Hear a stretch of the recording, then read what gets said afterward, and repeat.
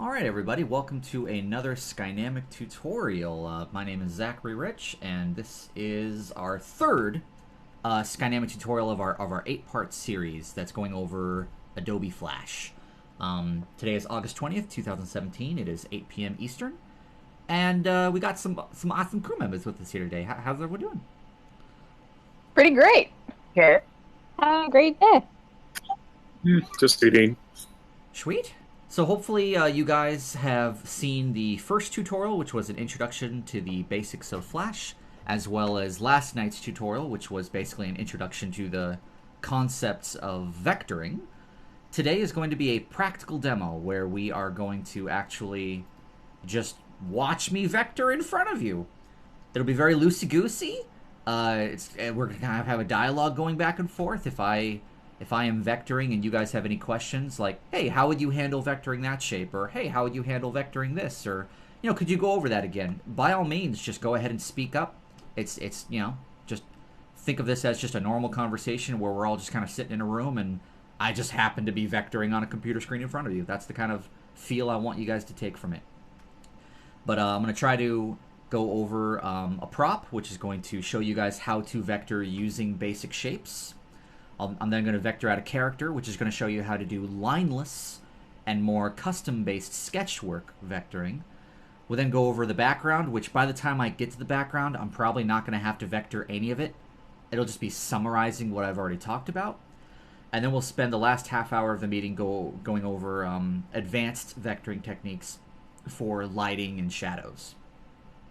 And hopefully, by the end of this tutorial, everyone here will have basically gotten to the point where they know Flash well enough to create vectored artwork, which is our goal.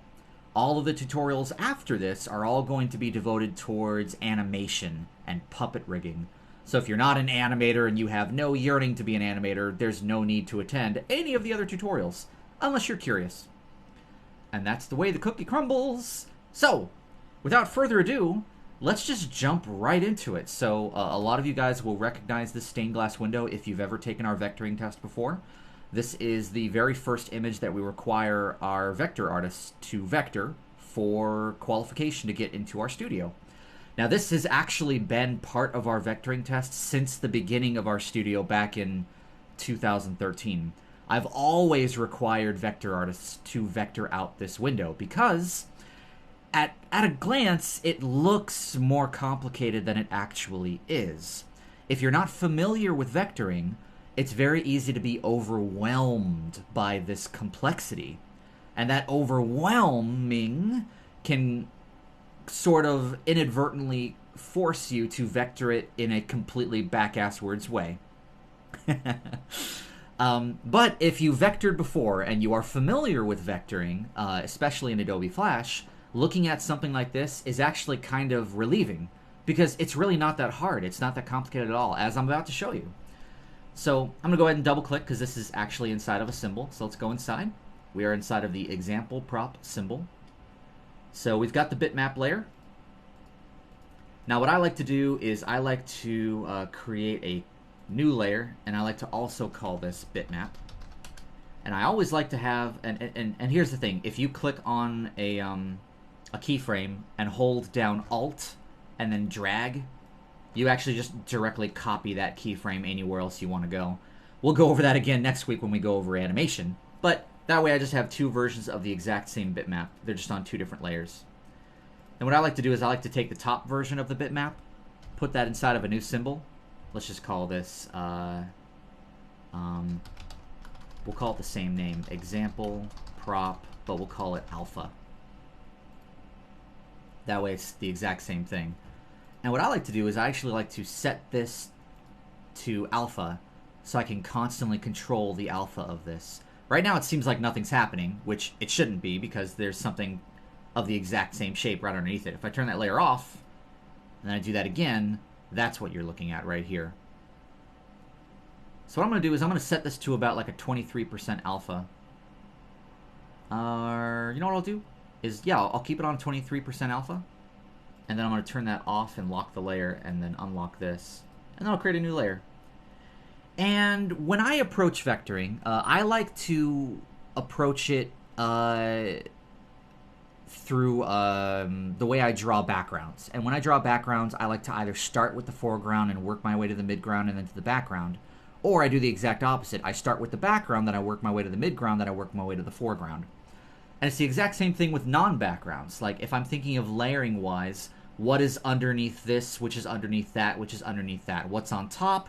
What's below that? What's below that? What's below that? And I try to start from either the far back or the very top and kind of work my way in between. Kind of like when you're making a sandwich. If I'm making a sandwich, I'm going to start with the bottom piece of bread. So for me, I like to start with these gigantic circles that sort of make up the outer rim of this entire thing. Because I also get the feeling like those circles will be on a layer beneath everything else as well. So I'm going to go ahead and create a layer here. I'm going to call this circles. And let's go large. Because I'm going to do the large circles first. And this is fairly easy. I'm just going to take my rectangle tool. Set the stroke to a red. And I'm going to keep the lines on this image. And what that means is that I have to make sure that the thickness of the line, if it was set to 100%, matches the thickness of this. So that's obviously too thin. Let's go to like a 3.5. That's feeling about right. Yeah, that feels about the right level of thickness for that. 3.5 feels about right. Okay. So now that I know that I'm doing a 3.5, I'll grab my my oval tool. And I'll just basically create a random circle somewhere. Who cares where I put it? Because I'm just going to select that circle. Use my align window and put it in the center. And it looks like it's not the center of this image. So that's not going to quite help me. So I'll use my arrow keys to kind of move it around. Get it to about where I need it to be. And then I might go ahead and turn off snap to objects and just sort of like expand this out a little bit. Get this to be where I want it to be. That's feeling about right. Let's just double check. See, I didn't quite get it right. This could probably move over a little bit. Kind of like that. But I moved that over. Is that going to mess with everything else as well? No, actually, it could probably move up a little bit. There we go. Just kind of double check. See if that's working okay. Yeah, that's feeling pretty good. All right. So I'll just take that. Copy, Control, Shift, V to paste in place. Grab my transform and just sort of transform that down straight from there to create that inner circle. And once again, I'm just going to kind of zoom in, sort of double check it. Looks like I didn't quite get it right there. But it did get it right here. So this is the kind of thing where whoever drew this image didn't quite draw it with those circles being perfect. Because these are perfect. I copied and pasted it directly in place. So this is where I would go to my director and I'd be like, hey, like, these aren't 100% perfect. Is that okay with you? And my director would be like, yeah, whatever, just follow the sketch. So this is where I would just mess around with my sizing a little bit. And sometimes when you're doing something like this, it starts to snap around, which is very, very annoying. If you ever want to get rid of that snapping, just turn off the snap to objects right here. Like if I turned it back on, like it snaps and it gets very annoying. I can't really be very detailed with it. Turn it off though, and the snapping is turned off and I can be very minute and detailed. That's feeling a little bit better. And what I might do is just kind of grab that, move it over a little bit, and that's feeling better. There we go. Excellent. All right. Now there's another circle. So let's do that one too. Oh, come on. There we are. Hold down Alt though, so I do it from the center. And it's about right there. Let's double check it. Could probably move over a little bit, kind of like that. Use my arrow keys. And that's feeling pretty good. All right. So I've got my 3 large circles. 1, 2, 3. There are no other large circles. I'm done. Just to make sure that I vectored it properly, though, I'm going to grab myself like a nice gray and just kind of fill that in. There we go. Excellent. That's done. So my circles large is finished. I'm going to go ahead and close that off. Create a new layer. And now this is where having that bitmap on top helps me out. See how I can turn it off and on, and I can kind of see the detail that is supposed to be there that's covered up by the stuff I'm doing? That's great. I can even select that, and I can raise that alpha to always just kind of get a feel of what I'm doing here. So I'm thinking I might want to go ahead and do those small circles next. So I'm going to go ahead and create a new layer. Let's call this Circles Small. And same dealio. I'm going to go ahead and turn off my fill. I think it's pretty much the same thickness. And let's just go ahead and create this. I'm going to start from the center of one of them, hold down Shift and Alt together, and there we go. I kind of just got that circle exactly where I wanted it to be. Now it's just a matter of copying and pasting it, and just moving it around. No sense in creating every single one of those. Now, I really like vectoring. Out of all the stuff that I do as an artist, I think vectoring is the thing I love the most, simply because it's very peaceful to me. It's very relaxing. I don't really have to worry too much about being creative, because if you're vectoring something properly, then all you're really doing is you're just tracing. Vectoring really is just all about tracing an already well-drawn image. At least in the most ideal of circumstance. So it's kind of nice. This is where I'd like have I don't know, like a Netflix comedy special kind of playing on my other monitor. And just kind of relaxing. I might want to tweak that outer circle. It looks like it's kind of not quite where it needs to be. I'm going to match these circles and I might tweak that. Yeah, look at that. It kind of goes off a bit there. But yeah, I really like it. It's very nice. Yeah, like what you were saying there, Erica. Inking artwork is kind of the same way. Or hell, even cleaning up animation is also the same way. Like where you're just basically tracing somebody else's artwork. I quite enjoy it. It's very relaxing to me. I like it. I don't know. There's just something soothing about it. Maybe turn on some Huey Lewis and the News. Listen to some Justin Bieber. Be awesome.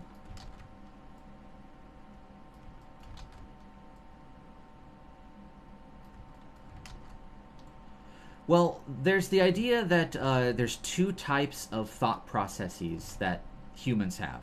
And that is subconscious thought and conscious thought. Conscious thought is something like where you're doing something creative, you're problem solving, or you're learning something, doing something for the first time. That's conscious thought, and that's why it actually requires you to focus all of your time and thought power on that particular thing you're doing. Then there's subconscious activity, which is something that you've done so many times you don't have to think about it, or you're tracing something, which means you're not really doing it yourself. You're just kind of recreating an already created piece of artwork. Like, I don't know, for those of you that have driver's license, when you're driving your car home from work for like the 20,000th time, and you kind of just your brain sort of goes off in a weird direction. You start thinking about, oh hey, like I haven't eaten today, blah blah blah blah blah, and then before you know it, like you're home and you don't quite remember getting there. That's because you've been driving that route so many times that your brain has already cataloged everything that your body needs to do to get yourself home. So you can just sort of relegate that task to your subconscious thought. Now, my philosophy is when you're doing something that is subconscious like that, you can totally distract yourself by like watching some Netflix on the side or listening to music with singing in it, and just do whatever you want. Who cares? But when you're doing something that requires conscious thought, like you're designing a new character, you're drawing a background, you're animating something, it's actually better to not distract yourself with anything. You shouldn't be listening to music with dialogue. You shouldn't be watching cartoons or shows on the side. That's actually taking away from your thought processes. I like to listen to jazz. When I'm doing something that requires a lot of thought, I'll listen to jazz because there's no singing, there's no dialogue, it's just background noise, which for me helps me think a little bit more clearer. But there we go. So we got that going, but before we go any further, I want to very quickly unlock this circle's large layer and just kind of tweak the circle a bit. I think that sizing-wise, it just needs to be brought in just a tad. Yeah, just like that, and that fixes that. Excellent. All right. So I've already got my my circles large and my circles small. So far everything I've done has not really been tracing, even though I am tracing technically. But all I've really been doing is I've just been using the circle tool, which there's nothing wrong with that. I'm just creating shapes. So from this point on, I'm not going to be able to get away with creating shapes. I'll have to actually start vectoring these shapes out. But I think the next thing that I would want to vector are these small triangles. See these small triangles here? And then the lines that connect those small triangles. So let's go ahead and create another layer, and it's going to be on top of everything. And let's call this, yeah. Now that you're onto a pointy thing, do you want to talk about, like, cap, joint, and the meter part of the line tool? Oh, yeah. Yeah, absolutely. So far, you haven't really noticed any kind of meters or joins or anything because I've just been creating circles. But the thing about Flash is when, let me turn this on. When I connect two lines together, you see how it's curving the line, creating a curve out of it? That's because if I select these, the join is set to round. However, I could set this to bevel and see how it just cuts it off. I can also set it to meter and it'll corner it out. You just want to make sure that whenever you do set it to meter, you want to raise this meter all the way to its highest setting, which is 60.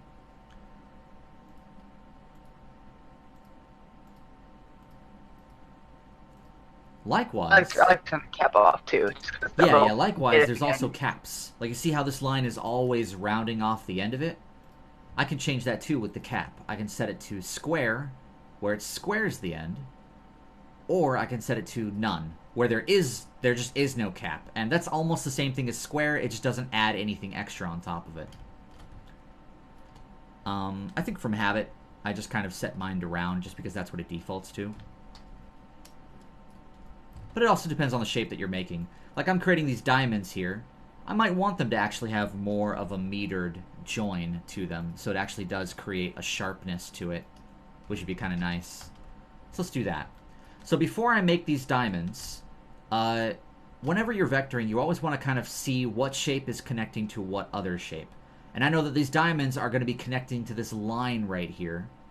So I might want to go ahead and create those lines first. And by the way, I'm zooming in and zooming out right now by holding down Control and Shift and scrolling my mouse wheel. That's how I'm zooming in and zooming out so quickly.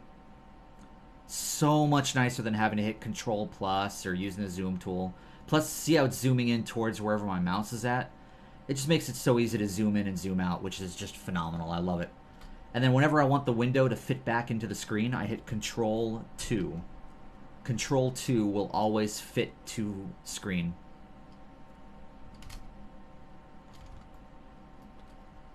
Alright. But yeah, I'm just going to go and create my lines. So I've got this line kind of starting from here, coming all the way up to here. Kind of like that. And I got, likewise, this one kind of starts right there, comes all the way up to here. Notice how I'm going all the way through. I'm not stopping the line right here, because that's where this image stops it. I'm going all the way through. I'm overlapping. Because there's no reason not to. Like, this is one line. Why wouldn't I do that? It makes it easier for me to vector. Overlapping will always save you time. Well, not always. It's nice when it does, though. So there we go. I got my lines. Now what I'll do is I'll just start creating these. So I already know that the artist intended for it to start right here. So I'm going to go away from the original art for a moment and just kind of do something kind of like this. There we go. And that connects. Same thing over here. So far my vectoring is still fairly simple. I'm getting away with just using straight lines. Nothing too complicated there.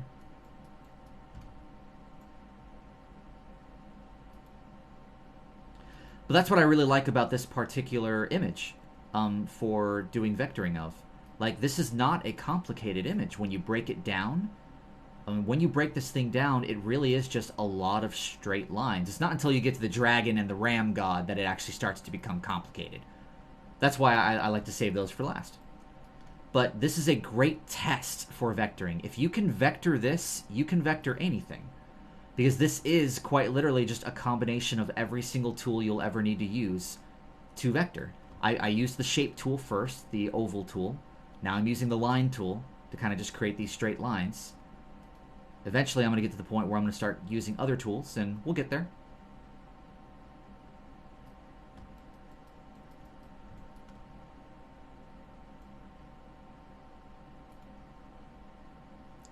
And I'm not going to follow the drawing completely on this one. I know that the artist was intending for it to connect to that.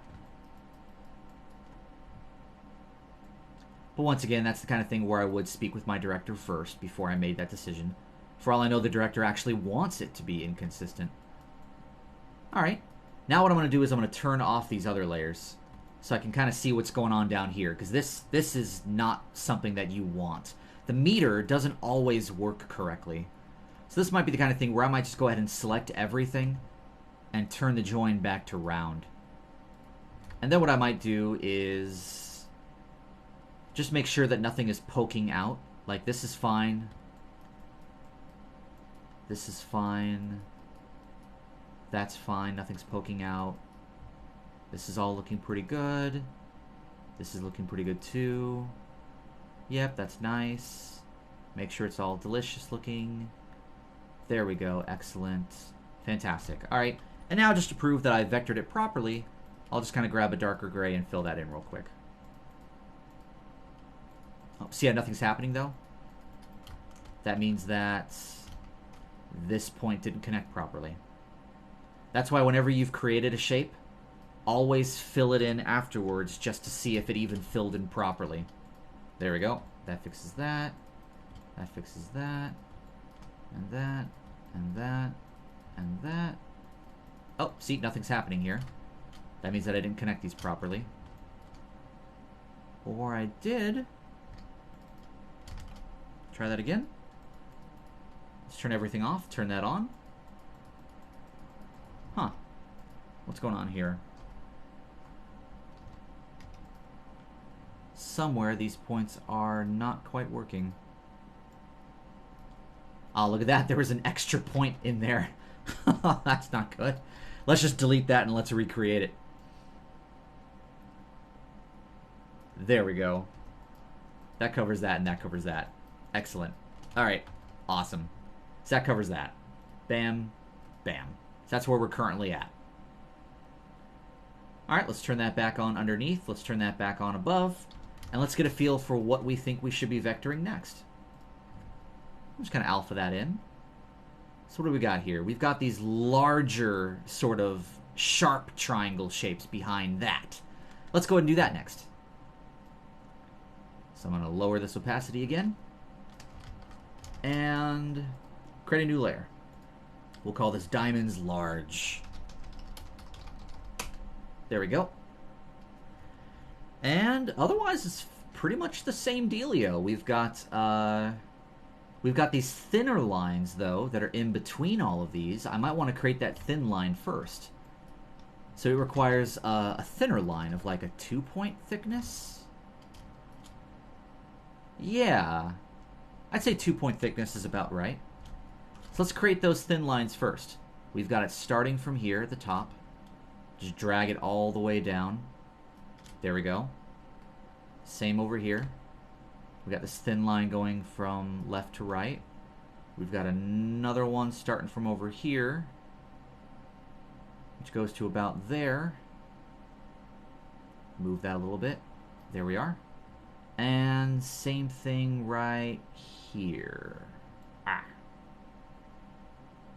There we go. So I've got the thin lines down. And this might be the point where I might turn a couple things off just to kind of give myself an idea of what I'm vectoring here. Yeah, okay. Turn it all back on. Now I'm going to do these thicker ones, and just in case I forgot what thickness that was supposed to be, I can always just grab my eyedropper tool and click on one of these strokes if it was an unlocked layer. And you see how when I get over it, a little pencil appears next to my eyedropper? I can click that, and basically it copies that line, which was a 3.5 thickness. That's right. Lock those layers again, that way I don't accidentally mess with them. And alright, let's just go ahead and do this. So that's going to kind of come down to here, but I'm going to go past. like that. And then I'll do the exact same thing over here. This would probably be doing the same thing to about there. But I might tweak it and actually just go to there. There we are. And now I'll select this one and get rid of it. Same thing over here. This, go past very far just to kind of create that thing. And then same dealio. Grab this, get it to about the same spot. And get rid of it. And get rid of that. And get rid of that. When it comes to the line edge, can you really tell when you're zoomed out and looking at the entire image if it's round capped or square? No, you can't. That's why I put it back to round cap, because nobody can tell. So sometimes it's good to have it because someone can tell, but it really just depends on the image that you're vectoring. Okay, I guess I just wanted to know like how important it really is to like keep an eye on that. It really just depends on the image itself. For this particular image, I don't think anybody's going to care. Okay. There we go. And I'll connect those. And I'll just turn everything off so you kind of have an idea of what I'm doing here. This is what I'm creating. So basically, I'm just grabbing that. I'm going to delete this little line here. And kind of clean this up a little bit too. There we go. And that. There we are. I don't really need... Oh, yeah, let's actually keep that there.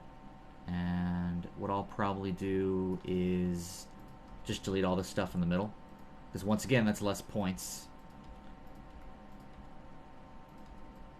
There we go. That way it's just stuff like this. And if I wanted to be 100% perfect, what I probably should have done is like this line should have connected to this point right here, but meh, who cares? Like once again, the stuff that is behind other stuff, you want the overlap, but if nobody can see it, then you don't have to be as completely perfect with it as you are with everything else. It's still good to have it. Like, if this was all on one layer, imagine how many crazy points would be created from all these lines intersecting each other. But because I'm doing the diamonds large, separately from the diamonds small, I'm minimizing my points. And that's the key. Like, you want to minimize your points. So let's turn all this back on. And let's just keep going. So next would be this shape here, which I'm just going to kind of draw out to about there. And just kind of connect it to here. Same thing there. That'll kind of come out to here. Connect to there. Same deal over here. Get the entire shape behind it because there's no reason not to. It's just a straight line. There's no reason not to have that entire shape back there for that triangle. Same thing over here. Just kind of get that to there. Same deal over here. Get that to about there. And so on and so forth. Just finish off these triangles. Here we are. And last one. And there we go. Now I'll turn everything off except for that, just to kind of see what I did. And just to make sure that I'm filling this all in correctly, let's kind of darken it out a little bit more. And I'll fill all these in. See, that one's not filling in. That one didn't fill in either. And that one didn't fill in either. So I know that I've got point problems with these not connecting. And there it is. I didn't connect that properly. So I'm going to grab that with my subselection tool and just sort of drag that in until it connects. Then I can fill it in. Probably the same thing over here. That didn't connect. Grab that, just sort of, make sure I'm only grabbing the point. Drag that in until it connects. There we go. And it's probably going to be the same thing right here too. Yep, look at that. It didn't go in all the way. And that is okay. That's why I always check it afterwards. There we go, and that fills I just want to jump in and say it real quick. Be careful when you do something like this, because a lot of times Flash will add random points for no reason across somewhere that probably wasn't even where you were trying to match up your point there. Yep. So you just want to be careful. Always be careful of your points. After you're done vectoring something, always like turn everything off, double check it just to make sure that there are any extra points in there. If there were, then you probably didn't vector it correctly. You might want to delete it and start over again. But I always check something and I always fill it in afterwards just to make sure that it vectored correctly. So here's what we've got so far of this thing. It's looking pretty cool, but like you saw how easy it was for me to do that. It's just using circles and straight lines and just tracing the image that's down there. But now we're starting to get into some more complicated areas. So what do we have left? We have the dragon, the ram, which is a lot of curves and a lot of crazy shapes there. And we've got all this crazy design work underneath all of this for that stained glass window. Let's go ahead and do all the crazy design work first. So once again, I'm just going to kind of set this to, let's go to like a 50% alpha here. And let's come over here. Oh, whoops. Let's lock that layer. All right. So what would be the best way to do this? I could do the entire thing all on one layer, which wouldn't really make that much of a difference. Because remember, you want to have multiple layers for either to help with animation down the line or to minimize your points. And I feel like if I separated these all out into different layers, it's not really going to make a difference for animation. And separating it out isn't really going to make that much of a difference for points either. So I could probably get away with doing this entire detail work behind everything on its own layer. Just one big layer underneath everything. Let's do that. Underneath everything, there'll be a layer that says, probably, let's just call it details. And let me also grab one of these circles. So like, now this detail work ends right there. That's where it ends according to this image, right? But I don't want to cut it off perfectly right there. Whenever you're vectoring two objects, never cut one perfectly off from another one and then put them both on separate layers. It's not smart. It always looks bad. You can never get it to line up perfectly. It's just, generally speaking, something you want to avoid. So I'm actually going to have all of these lines go past, and they're going to end somewhere in the middle right here. And that's what I'm going to do instead. In fact, I might actually have them all go all the way out to this line and do that instead. So I'm actually going to select that entire circle, copy it, turn everything off here, and I'm going to Control-Shift-V to paste that right here. And basically, all of that detail work that I do is all going to extend all the way to this circle underneath all those other layers. That way, if for whatever reason the director wants me to, like, you know, scale it down or scale it up, I've at least got this wiggle room of overlap to help me out later on down the line. But now that being said, I don't really care about anything else. I might want to keep track of exactly what I'm doing for the overlapping down here. So we'll see. But let's just go ahead and start up here, because this seems like a great spot to start. So this might be something that is noticed with metering. I might want to go ahead and set this to meter so that I get these sharp corners with all of this. I also want to grab this bitmap image and lower the opacity on it a little bit, kind of like to there. Lock that again. Come back down here. So that's too thick. I'm thinking a 2-point thickness. Yeah, 2-point thickness is feeling about right.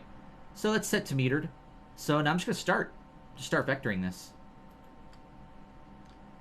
And this is pretty easy too. It's just a lot of straight lines.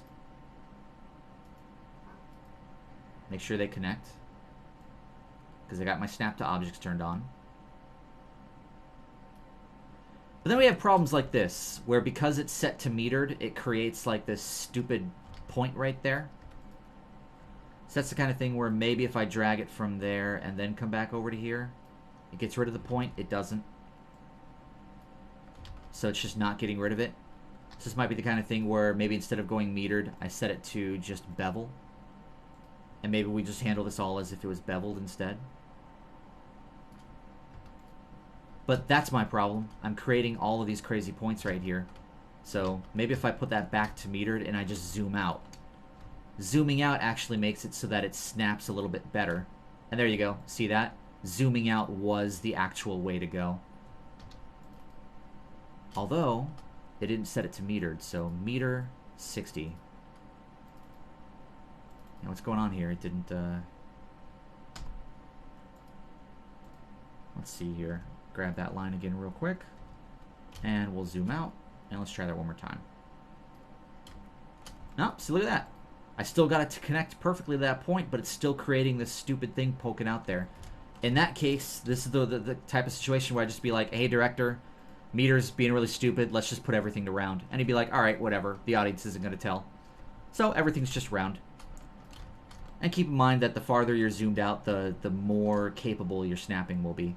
So I'll just kind of go to here. I'll just kind of end this line kind of like right there.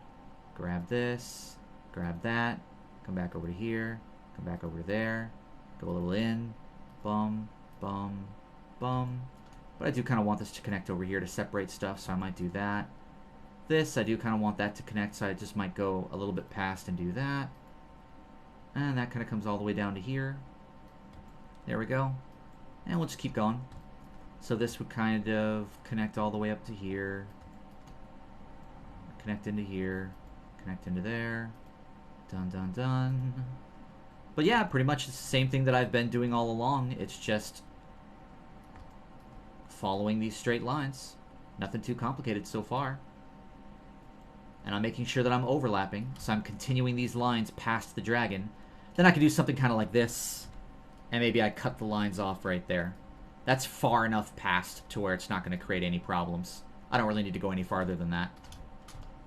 There is a limit to how far you should overlap something. And then this line kind of ends in here.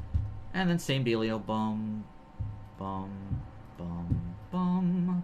And once again, this is where I turn on some nice Netflix and just kind of take a half hour or so and just get this entire thing done. I'm not going to vector out all of this detail, just because you guys should be getting the point. It's basically just going through and just vectoring these lines. Like, this is not hard. This is just taking the line tool and creating these lines. Nothing really complex here. I'll still do enough of it to where, like, you get a good sense of how quickly you can go. And always go past. Always go past. Obviously, I'm able to go very, very quick simply because, well, one, I've been doing this for a very long time, but two, I know all of my keyboard shortcuts. Like, I know that N is my line tool. H is moving this around. Or spacebar. And that kind of comes to here.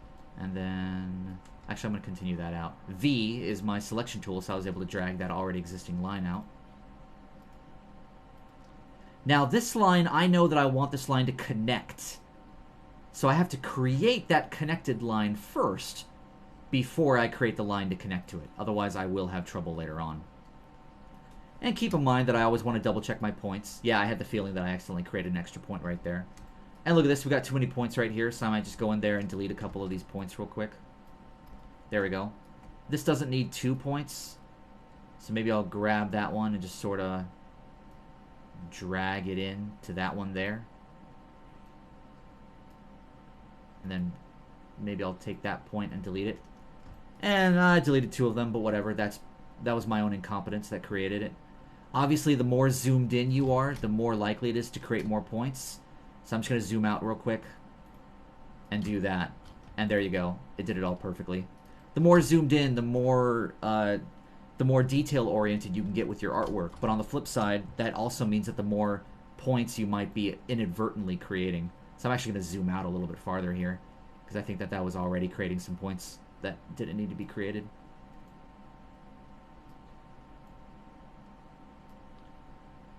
And then I want to connect to that line. So I'll create that first.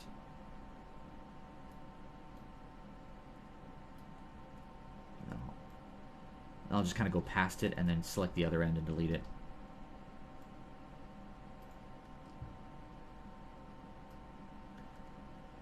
And yeah, by the way, if you guys who don't have a microphone are asking any questions in the chat right now, I'm not reading the chat simply because I have to devote all my attention to doing this. So if somebody is asking a question, those of you who do have mics, could you ask that question for them? Which would be great. Then I can answer it.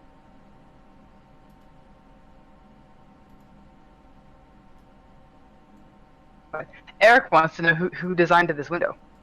Oh, it was a man by the name of Jonathan Boykin, who is amazing. He's actually a graphic designer for a living. He works at a graphic design firm, and he did a lot of our graphic design work back in the day.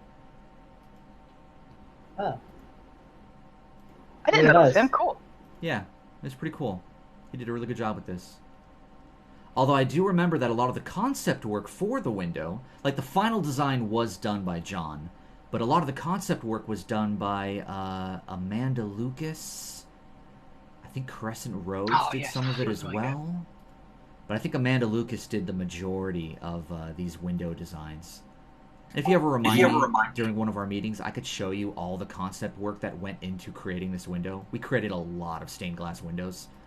And it wouldn't surprise me. She's done so much glass work. She is. She's freaking amazing. Amanda Lucas is awesome. She probably did a lot for this background as part of this tutorial. Yeah. That was probably all her. Yeah, True Tail Prime. We owe a lot to Amanda Lucas for True Tail Prime.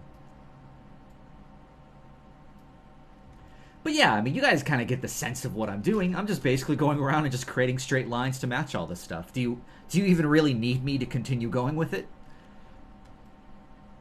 But that probably not. Yeah, like is there any of this detail that you are like you feel like you'd like to see me vector out? Keeping in mind, I'm not talking about the dragon or the ram. I'm talking about just this detailing behind all this. It's pretty much just a lot of straight lines. Just out of curiosity, I don't know if maybe I'm jumping the gun. Yeah. Would you fill all these in with different colors, or would you then convert all these strokes to a fill? No, here's what I would do. I would let's say that I've finished all of my vectoring for this detail area. Let's say I did all the crystals up here. I did all these little crystals over here, and I finished all this little detail over here, and I was done. What I would then do is, because I'd created that circle in the beginning, you know, once again, grab a different shade of gray, fill it in. Although that's not gray. What the hell? Oh, maybe it is. Okay, alright. And then I would just go through and I'd fill all this stuff in. I wouldn't try to do it as different colors.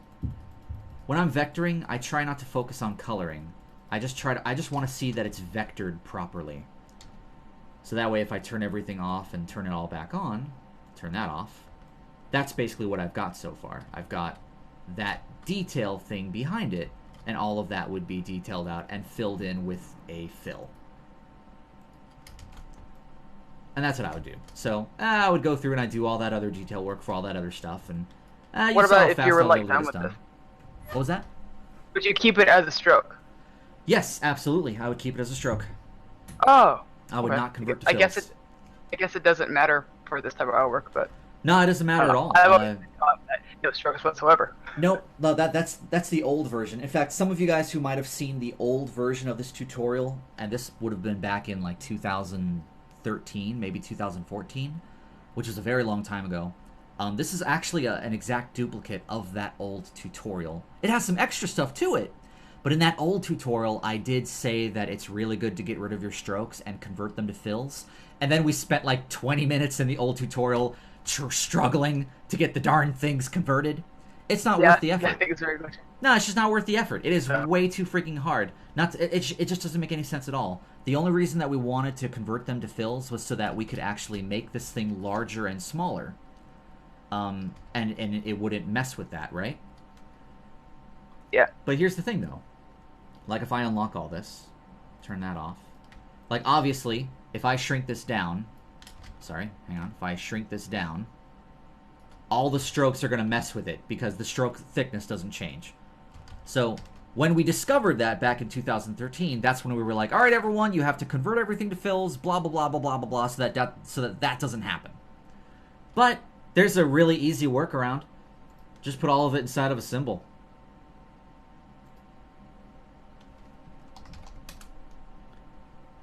There we go. It's all in a symbol now. And now, if I shrink it down, it stays the same. My God.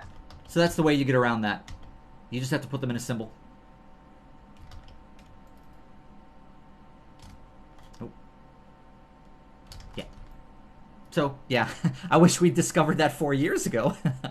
But yeah. That's how you get around it. Pretty sure a lot of people who took that old test are now screaming. Oh yeah, no kidding, no kidding. Oh my God. All right, but yeah, that pretty much covers all of that. Let's keep going. So now what we've got is we've got something that is not a straight line. So far, everything I've been doing so far has been either a geometric shape or a straight line. Now we're getting into something that is a lot more intricate, a lot more illustrated. There's curved lines we have to deal with now. So let's go ahead and deal with that. So what I'm going to do is I'm going to just turn everything off except for this image here and create a new layer on top of everything. And let's call this a dragon head. And we're going to do the dragon's head. So we've got two different line thicknesses here. We've got a 2-point thickness for all this detail work. And then I believe we've got a 5-point thickness, yeah, for all of these thick lines here. So if you are familiar with Illustrator, your first inclination would be to use the pen tool to start curving these out. Now, as we learned yesterday, or for those of you watching this recording, the last tutorial, I hate the pen tool. I think that it's an abomination to all that is good and pure in this world. So I'm going to do this all with the line tool. So let's just get started. So I'm just going to start. I'm just going to pick a point. I think I will turn metered on, though. I like the idea that there's a meter going on here. So bam, let's just start up. And I want to connect that to that. So before I go any further, I might start from here, come over to here. And to curve it, I'm just going to drag it with the selection tool and curve it. That'll connect right there. Curve it. This will connect over to here. And that'll connect over to here. And that'll connect over to here. Curve. Curve. Curve. Didn't quite get this one right. I might select that. Yeah, look at that. I didn't even connect it. Let's put that right there. There we go. That curves that. Piece of cake. I might want to grab this and maybe wiggle this around a little bit just to kind of get the curve a little bit more finessed. Use my arrow keys. There we go. Done. All right. That's going to connect right there. It's then going to come down here and create an S curve. But instead of creating the S curve, I'm actually going to stop it right there in the middle and then go right there. There we go. Curve it. Curve it. Curve it. And just to make sure that this is right, I'll grab both of these. If I can get it, there we go. And just wiggle them around and then move it with my arrow keys. And there you go. Bam, bam, bam. Looking very nice. That connected right there. It's going to connect over here. Curve it. Done. This is going to connect from there down to here. So now I can grab this and drag that over there like I originally wanted and curve it to match. And this is basically it. This is how I vector. I use the line tool. And then I'll curve it with the selection tool. And if I need to finesse the curve, grab it with the subselection tool, move these around until they wiggle a bit, and then just sort of move it around with my arrow keys, and there we go, done. That's going to connect to the line up here, so I'll grab that. It's going to connect to this, so I won't go all the way. I'll create this first, and then I'll drag that over to it and connect it in. That's going to connect over to here, but instead of trying to do it all as one line, I'll just create an extra line and do something like this. Adding one extra point is not going to make a difference in the long run, and it makes it easier for me to vector it. That connects over to here. Curve it. And there you go. I'm getting this guy basically vectored. Even though he has all these complicated curves, it doesn't matter to me. I love my line tool. My line tool allows me to do all of that. And it doesn't really create that much of a problem for me. And whenever I don't have a curve that I don't like, I'll just kind of grab it. So here's an issue. I want to curve this down to here. Right? My problem, though, is I've already got this line right here that's in the way. If I delete it, sure, I'll just delete the line. Let's try it again. It connects right here, and it comes all the way down to here. But you see how that line is going to cross over the line earlier? Which means it doesn't quite connect. Oh, it actually did. Okay. Let's pretend that it didn't. Huh. Like, if I started up higher, like around here, and then I still kind of connected it to here. See how it didn't stem from the point that I originally created it from? Because whenever your line intersects another line, it automatically creates problems, right? So what I do, if I want to do something like that, is I'll just go outwards randomly, curve it, and then drag the point over to where it needs to go, and then curve it back to where I need it to be. Yeah, I do that too. Yep. It's very handy. Very, very handy. There is always a workaround.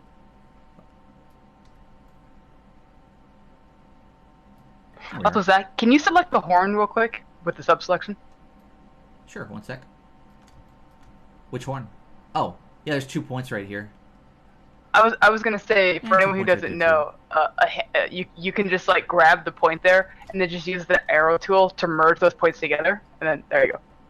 What, the arrow tool? You mean like Or moving it sorry, over? not the arrow tool. Your arrow. Well, you can grab it with your mouse, but Oh, you yeah, can also yeah. move points with the arrow keys. And there you go. And See how it merged? yeah, just merge them together. Yeah, agreed. Completely agreed. That's just another way of cleaning up these points. It's like I can drag it over here, or bam, it snaps in, and there you go. Which just cleans that up, which is nice. And just once again, bam, that and that. And I'll curve that in. And do this, because that's just straight line. Straight line. Do that. Have this. And do that. And I might grab this with my arrow keys and kind of move this around a bit just to sort of get these points a little bit more finessed. And then last but not least, as far as the thick line is concerned, I've got this. There we go. That's his head. I've got the thick lines where they need to be. Now it's a matter of going and grabbing my 2-point thickness and doing all these thinner lines. And I'm not going to do them on a separate layer. I'm just going to do them on the same layer. There's no reason to separate these layers out. In fact, separating out the layers is actually overcomplicating this particular vector, and it's going to make it more difficult for other people down the line to tweak this vector. You want things to be simpler for the next person using it. Always keep in mind the next person that is going to be using it. Now, I've still got this set to metered, and because of that, it's creating these little corners here. I'm going to set this back to round. Because, once again, we're so far away, no one's going to be able to tell that that's not a metered corner on these joints.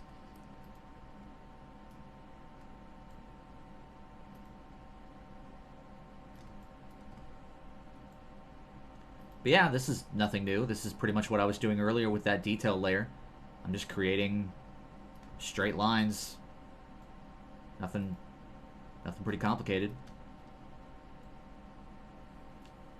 Looks like that actually goes right there, and then this actually goes like right there. And yeah, I felt like I didn't drag that one all the way.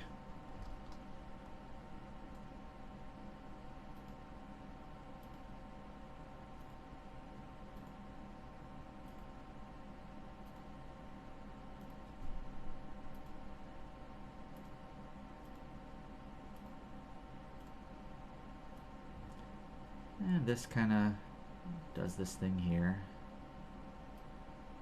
And then we've got these teeth.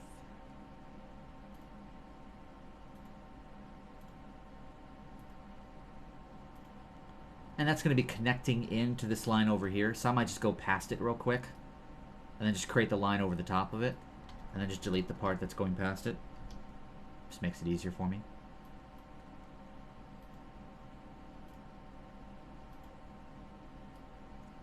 And this actually kind of comes down over to here for some weird reason. Don't know why. It just does.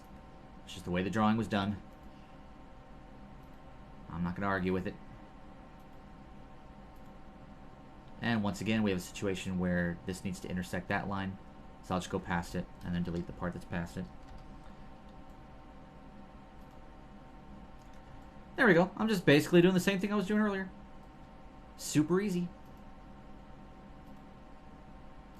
Because that's the thing I want you guys to take away from this lecture. Vectoring is easy. It's not hard. It really is just tracing. And knowing the tools of Flash well enough so that tracing becomes an easy thing to do. But I love the line tool. The line tool is fabulous. There's not a single drawing or illustration in the world that I can't vector using just the line tool.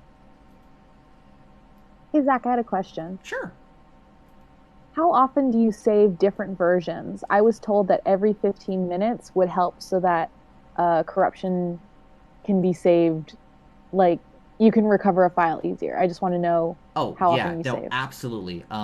The only reason I'm not saving right now is, I guess, because it's a tutorial. But no, you should always save. About every 15 to 30 minutes, hit Control-Shift-S don't ever just save. Control-Shift-S, and then what you do is change the version number to 4 and save. And then like 30 minutes from now, I would save again, Control-Shift-S, and I would set it to 5.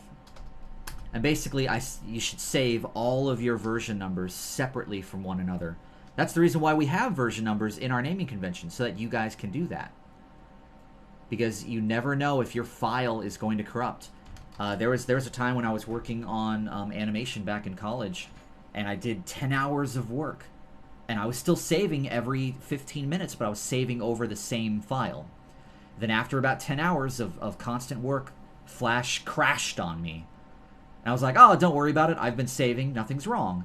I opened the file back up again after restarting the computer, and all of my work was gone. The file itself had corrupted.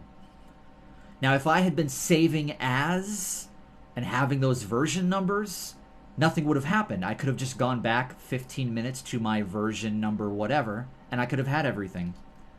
Version numbers will save your bacon every time. Awesome, thanks. Yeah, absolutely. All right, I'll just grab a darker color and just start filling this stuff in just to make sure that everything's filled.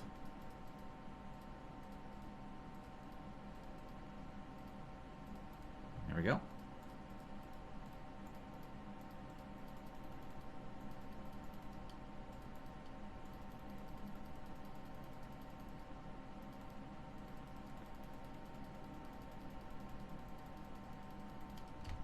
And we got that and that. And that. Alright. Nah, it looks pretty good. And basically, I would just do the exact same thing for the rest of this vector. If I turn this back on here, like, just from the past, like, so it's been about an hour since we started. It's been 57 minutes. So it's just basically, it would probably take me about another 60 minutes to basically finish everything else out. That would include everything, like doing the rest of the ram god, doing the rest of the clouds down here, finishing off the rest of the detail behind this. I could get all of that done in just like another hour's worth of work, and I'm finished. That's basically how long something of this complexity should take a skilled vector artist. Just about 2 hours. It's about 2 hours of work right here. That's not too bad.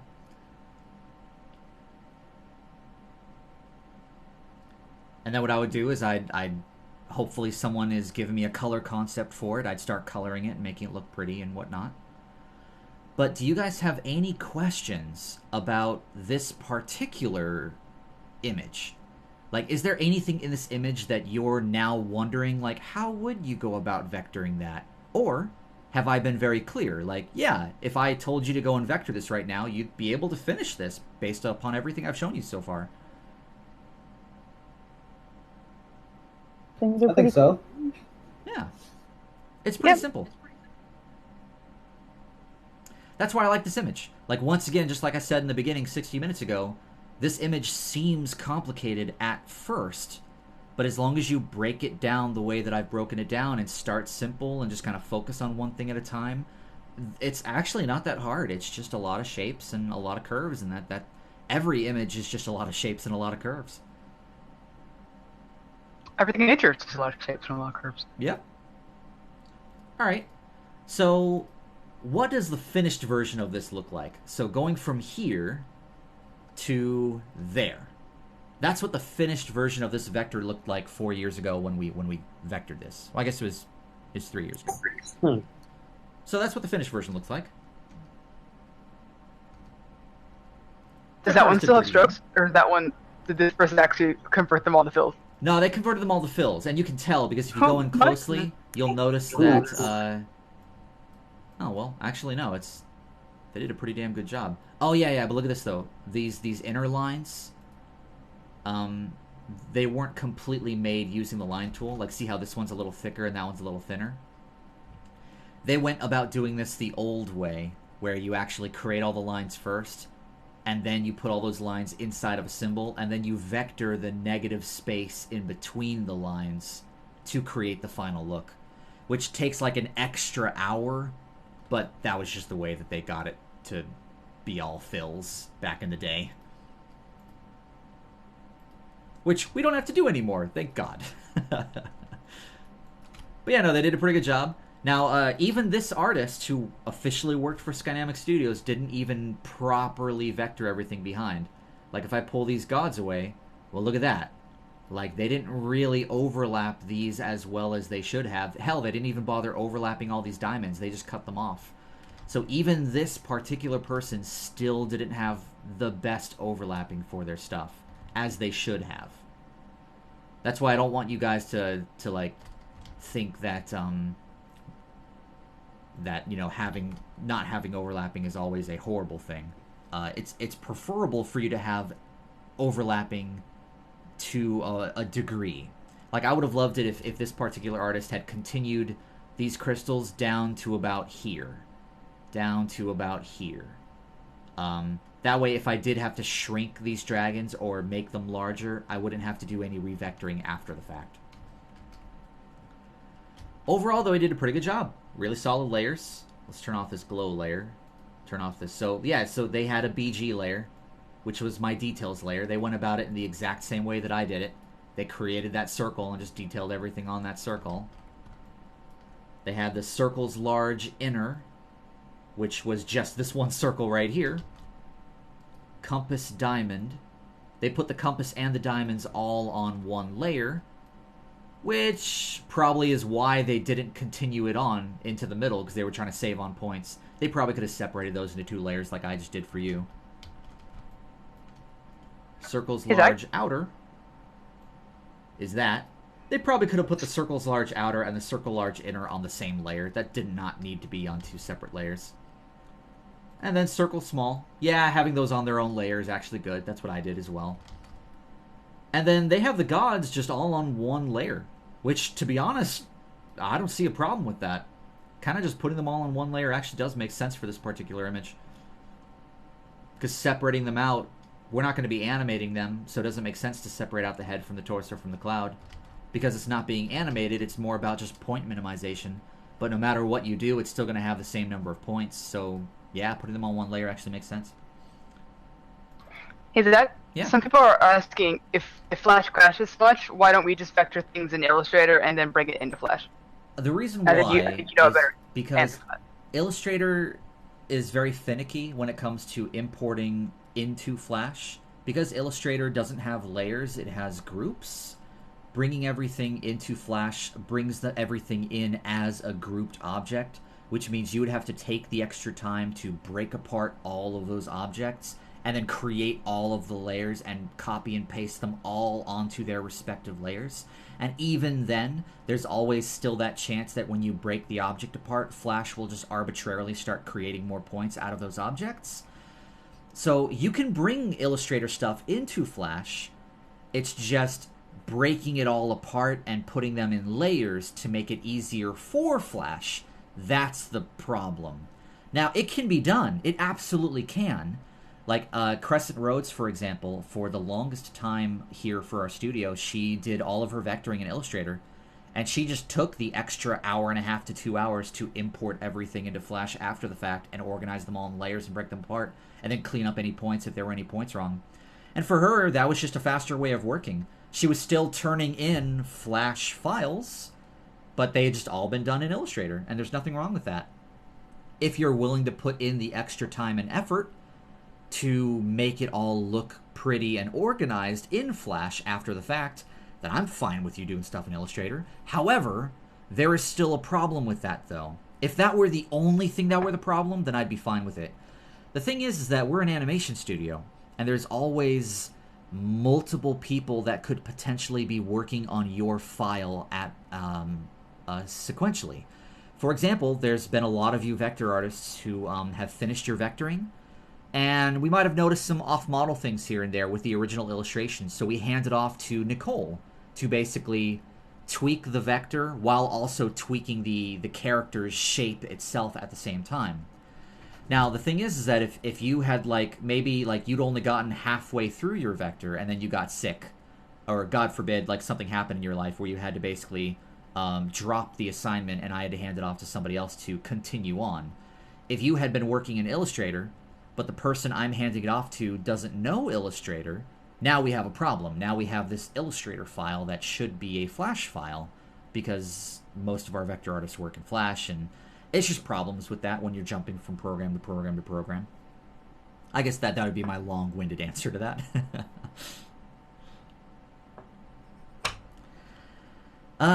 Yeah. Anyways, let's keep going. Bam! So, alright, so that stained glass window was actually not a hard vector. It looked like it would be, but it wasn't. It was just a lot of shapes and straight lines and some subtle curves. Nothing bad with that.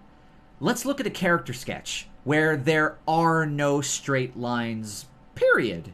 Everything is a curve or a shape, and it's not a perfect shape either. There's no perfect circles in here. There's no perfect shapes. Everything is very loosey-goosey because it's a drawing. It's an illustration. So let's go ahead and vector this out. And keep in mind, we want this to be lineless. So we want to get rid of all of our lines after the fact. So we're not worried about line thickness like we were for the last one. So I'm going to do the same thing. I'm going to create a new layer. I'm going to grab this bitmap. I'm going to copy it up. I'm going to select that bitmap. I'm going to symbolize it. And we'll call it example char alpha. And once again, I want to give it an alpha of about like 30 or 29%, somewhere around there. And then I'll lock that layer and turn it off for the meantime. And let's create a new layer. So I like to break up my stuff into foreground, midground, background. So I think his head would be in the foreground on top of everything. That would be on top of his torso, which would be on top of this back arm and this back leg. This front arm would probably be on top of everything except for his head. This back leg is going to be underneath the torso, and probably all the way in the far back is going to be this tail. So because the tail's all the way in the far back, I think I'll start with the tail. Let's do that. Now, when you are vectoring for lineless, it is always important that you set your stroke to hairline, which is just a fancy schmancy way of saying make it as thin as you can possibly make it, which is 0.10. That means that every line we make is as thin as Flash can possibly go. We don't want line thickness when we're vectoring, because this is a lineless work of art. I do not want there to be any lines at all as I'm vectoring. So red seems to be like a good color. Let's go ahead and start this out. So this is nothing but curves. So this is going to continue on into about here. And never try to do the entire curve as one curve, because it'll never work. It'll never look quite right. See that? I'd have to like do something like this, grab my sub-selection tool, and like really mess with it to get it to work right, which I just did, but it doesn't always work that way. So sure, I got lucky. There, sure, whatever. Let me do something here. Let me change this from red to like something else. What if I go to like blue? Is that easier to see? Kind of. It's just going to be kind of hard to see that simply because it is a hairline. Let's do this. Let's turn this off. Let's turn this on. That might be easier for you guys to see. What if I set that to black? A bright yellow or green. Yeah, let's try bright yellow. What about this? Yeah, that yellow's easier. Can't always go neon green, even though it is the best color. Now here's the thing, when you're doing curves, do all your straight lines first. Do your straight lines first. And then start from the end and curve it from the end.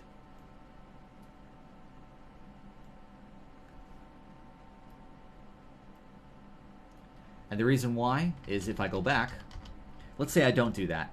Let's say I just start from here.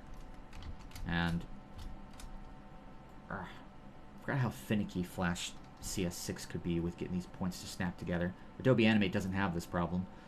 Alright, so if I curve that, and I just create a nice curve, my problem now is that if I do something like this, there's always that potential that my line could accidentally run into the curve that I just created, which can cause point problems.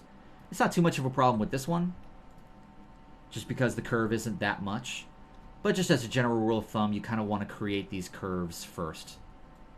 See, look at that. I already ran into that straight line right there. So let's just do this. Let's curve that let's just drag this out to here, curve it. Then what I'll do is I'll drag the point up. Ah, grab that, please. Thank you. Let's drag it all the way up to here. And then I can curve it out to create the curve that I want. And I dragged it to right there because this is actually going to do this. So I'm going to do that. I'm going to create all these straight lines first.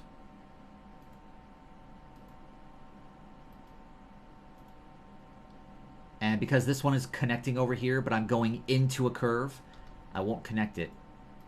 I'll curve it and then connect it. Now it's just a matter of curving these all out.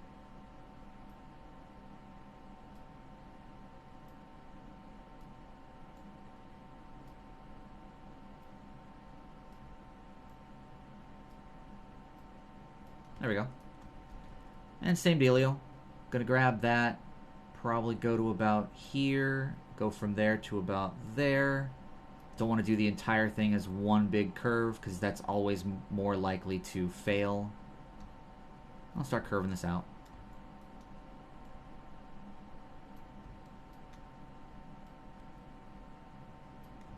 Then what I might do is grab these points real quick and just kind of wiggle them around just to kind of get them to tie into each other.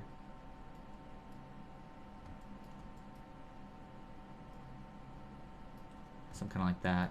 And then that comes down into here. And now that's going to curve in like that. And then these two will connect. And I like to curve it a bit. Just because, I don't know. It just feels right. Kind of like that. Alright. Now what I do is grab the colors. So, orange and white. And then what I'll do is I'll double click to select the stroke and delete it. And there you go. Nice lineless tail that is matching up with that drawing. Wouldn't it be best to get rid of the line at the very end? Like as your final step? Well, I always get rid of the line on the layer that I'm doing. Like, I'm not doing any more vectoring on this particular layer, so I just go ahead and get rid of it. Oh, okay. If I was doing more vectoring on this layer, then yeah, I probably would keep the line. But I like to get rid of the line as soon as possible just because it makes me feel like I'm making progress. Oh. Alright, let's do... I just wondered because, like, what if you had to go back and you're like, oh, I forgot to add this thing or... Oh, that's easy. I can just grab my ink bottle tool and put the line back. There it is. Oh! Okay. Oh, that's handy. Easily do that. Yeah, that's where the ink bottle tool comes in really handy. Ink bottle is just adding a line back to an object. So you deleted the line by Plus you can- backspacing? What was that? Did you delete the line by backspacing? No, I actually... Hang on a second here. How do I delete lines? Select... The delete button. On Yeah, the I hit keyboard. the delete button on my keyboard, yeah. I do it so naturally that I don't even think of the fact that I am actually hitting the delete button. No, it's weird. It's right next to my backspace button, though. Okay, I'll find the equivalent for Mac on that because I think you're on PC. Yeah, I think Or you could go to the little stroke color on either the color window or in the side field below there, and then find the little slash thing. that's true. Okay. If I fill this back in, and all I have to do is just select the layer, come over here, set this to no color, and that gets rid of it as well. Sweet, thanks guys. Alright, so, that was the background. Probably the next layer up would be this leg right here. So, let's do this. Let's call this, leg near. And lock any layer I'm not working on. And same dealio. So, let's start from down here this time. Whenever I do this lesson, I always start from up there. I'm going to change it up. Let's go from down here. Bum, bum, bum. So we got that going on. Oh, and let's turn that off and turn this on. There we go. That way you see that yellow a lot easier. There we are. And then this will kind of come up to here. And then that'll kind of come over to here. And that'll come over to here. So do that as 3 points, simply because it's already going to be broken up to 3 points anyways. There we are. And then point down. But here's the thing, though. This is a lineless work of art. So it's actually going to be something along the lines of this. Like this.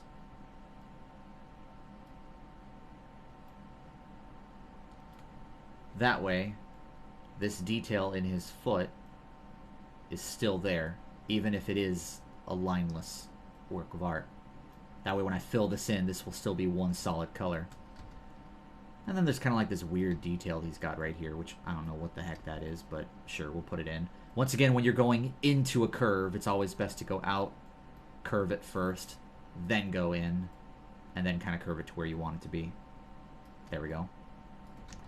And then this kind of comes up from here, kind of comes all the way over to here, and it's going to connect over to there. And that'll kind of curve in. This kind of curves out a bit right there. And then it kind of curves all the way up. Let's go up to here. And then we've got this detail. Connect those 2 points that I'd created to that. Then this will kind of come all the way up to here. Curve that entire thing out. And then that will curve into there. Luckily it didn't cross over my curve, so that didn't create a problem for me. We got these two sort of detail lines right here. I want to go ahead and create those. So that, curve it, get it to the point. That, curve it, get it to the point. And then I can just sort of tweak these curves after the fact. There we go. And same deal here. Bam. And bam. I went a little bit past, so I can just grab those and delete them. And we'll curve that too. There we are. And don't know what the heck that thing is, but whatever. That's what the illustration has. So this is kind of like an S-curve thing going on here. So I might actually curve that like that and then curve this out to here. Like that. And then I went a little bit past right here on purpose. That way I could select a little bit at the end and delete it. And then that kind of comes up to here, goes out to there, comes up to here, goes out to... I think I could do that all in one curve actually for that shape. Same thing right here for that shape. And before I go any further, let me curve that out. And curve that out. And curve that out a little bit. And then this kind of comes up to here. Curves out to there, which I might actually do something like this.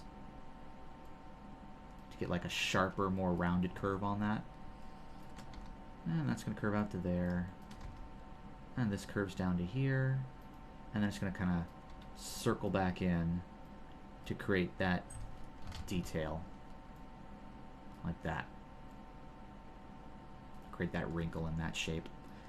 And hell, there might also be like a little bit of a wrinkle right here too. So create that line, curve it, create the exact same line, curve it. And let's see. This is then going to drag all the way up to about here. And whenever it starts doing this weird thing, that means that like there's more points than there should be. See how it added an extra point right here? Whenever it does that, I just delete it and start over. Alright, I delete the point and then just adjust it. Yeah, for me, even if you delete the point and adjust it, it still is likely to recreate that point later. So for me, I just like to start with a fresh line. There we go. And then that kind of does that. And then this is going to connect over to here. And then this, I can probably get away with that being just one long line. And once again, I like to kind of curve this out. I don't know why, it just makes me feel happy. Okay. Oh, yeah, that's right. And then we had this weird thing going on here. That's the top of his boot. Yeah, I think you're right. Okay. So, coloring time. We got this. We got that. We got this. And this inner color here.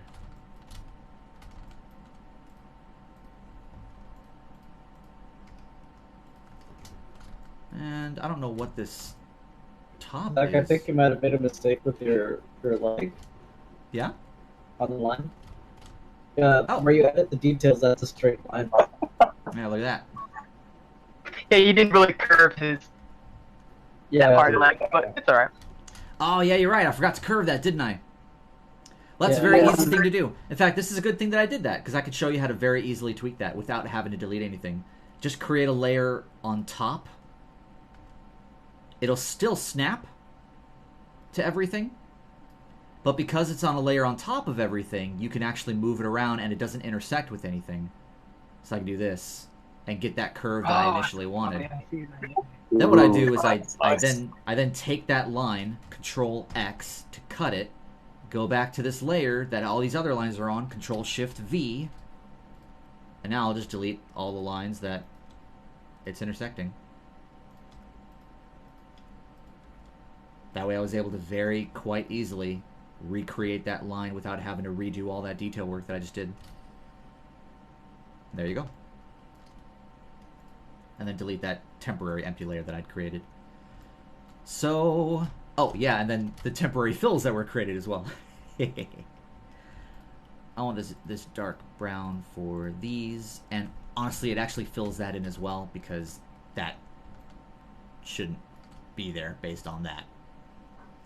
And I still don't even know what this extra little thing right here is either, so I'm just going to fill that in too, because that's not in this. I think it was just little extra details that she did. Yeah, I think so too. I'll grab that. And then when you have a dark color for detail, you actually want to go lighter. So light, light, light. All right. Now this is where I would double click and select everything and delete it, or just select the entire layer and set the stroke to no color. And that might be a little too bright.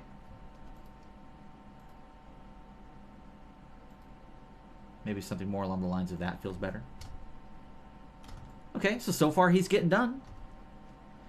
And I'd pretty much just do this for the rest of him as well, to be honest with you guys. I mean, once again, we're at the exact same point we were with that stained glass window. Is there anything in this character that you would not now be able to vector based upon what I've shown you so far?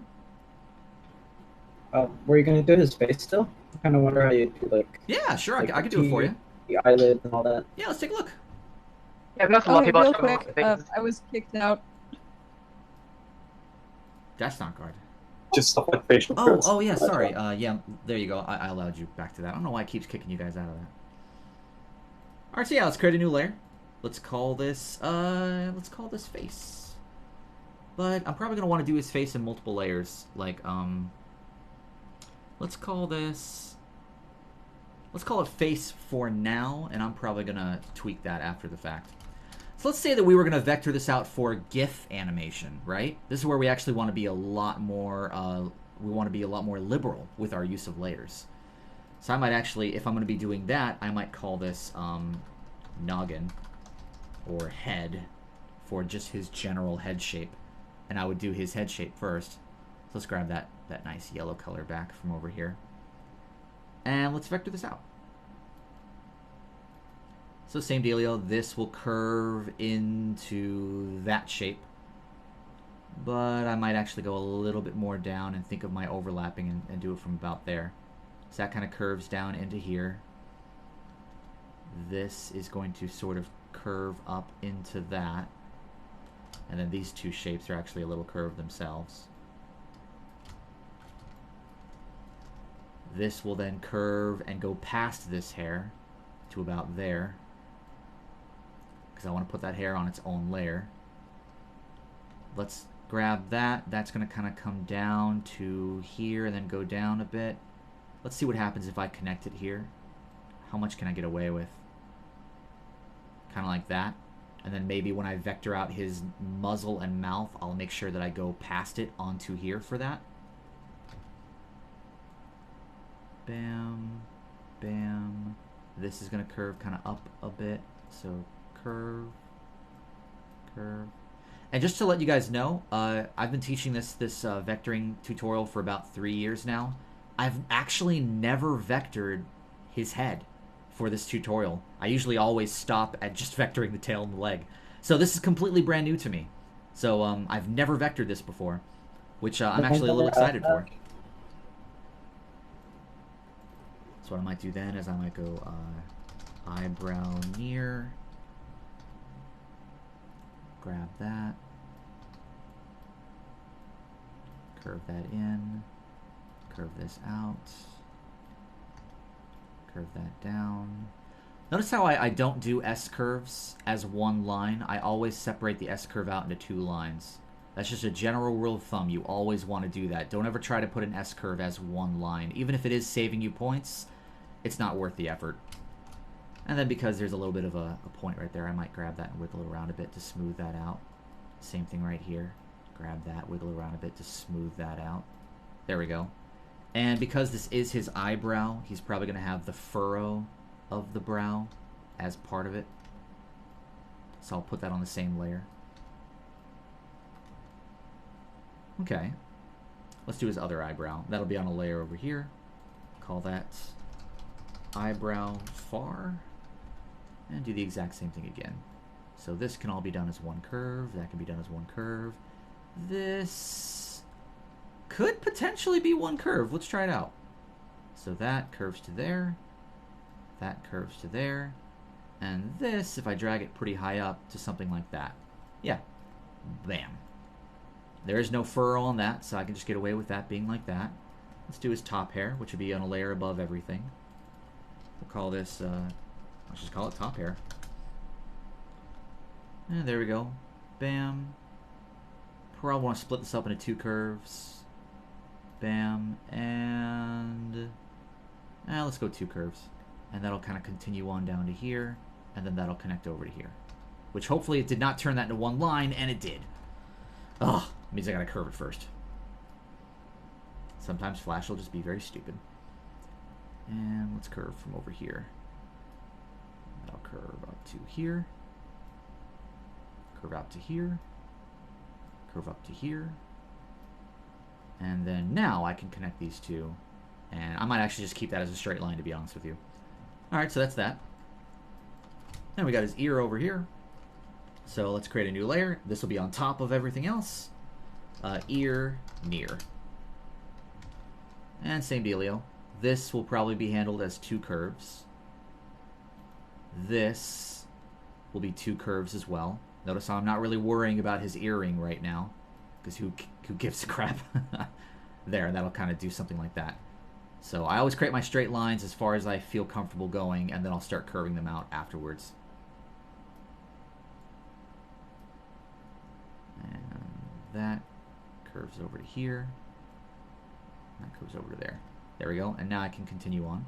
That kind of comes up to there. Comes down to here, but it's creating an S curve. So I still want to do it as two separate lines. One for this curve, one for that curve. And there we go. And this feels a little too tight, so I might grab that, move that around a bit until they both start moving. Use my arrow keys, kind of get that a little bit more finagled. There we are. Now I'll do the earring. Although first I want to connect this, though. There we go. So now I'll do the earring, but I don't want to do it on the same layer, because if I do it on the same layer, because they're intersecting with each other, I can't curve it properly. So this is where that trick where you create an empty layer temporarily above it works out pretty well. So I already know that this ear is supposed to be sort of looping back in, so I'm just going to grab this, do something like that, and actually grab this and move this down to sort of create a straighter sort of curve over here, kind of like that. That's going to continue on all the way over to here, which would then continue all the way over to there. And even though I'm on a different layer, my lines are still snapping.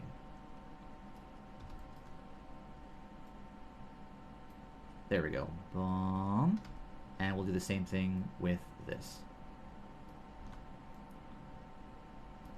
Now I could go about this in a couple of different ways. If I wanted to put a little bit more detail work into here, I could do something along the lines of this instead.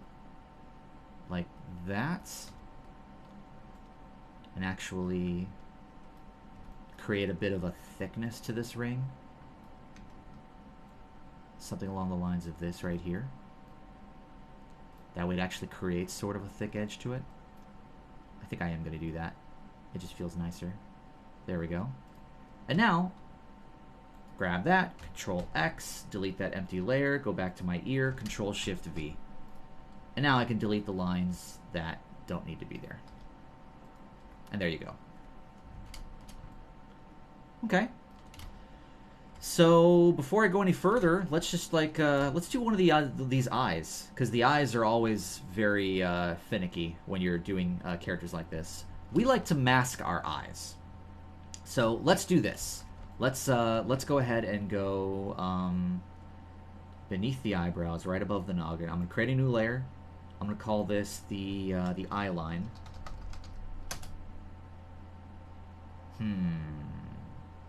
Let's say that we're gonna do the bare minimum required for an image like this. Bare minimum required. And in that case, it would just be eye. There'd be another layer above that that would say pupil. And there'd be another layer above that that would say mask. This is the bare minimum that we require of you. So eye. Well, the eye is going to be his entire eye. So we're just going to go ahead and vector this thing out. So that, all the way over to here, all the way down to there, all the way up to here, all the way to there. And then this is going to curve out. Stop it right in the middle. And same dealio. That goes all the way down to there, and it'll curve out. It'll then come back in, and then come down to here. There we go. And now I'll curve that, and I'll curve that. I'll curve this, curve that, and curve that. And now that would be filled in with black, but I also want to put this sort of cheek line on the same layer as this eye.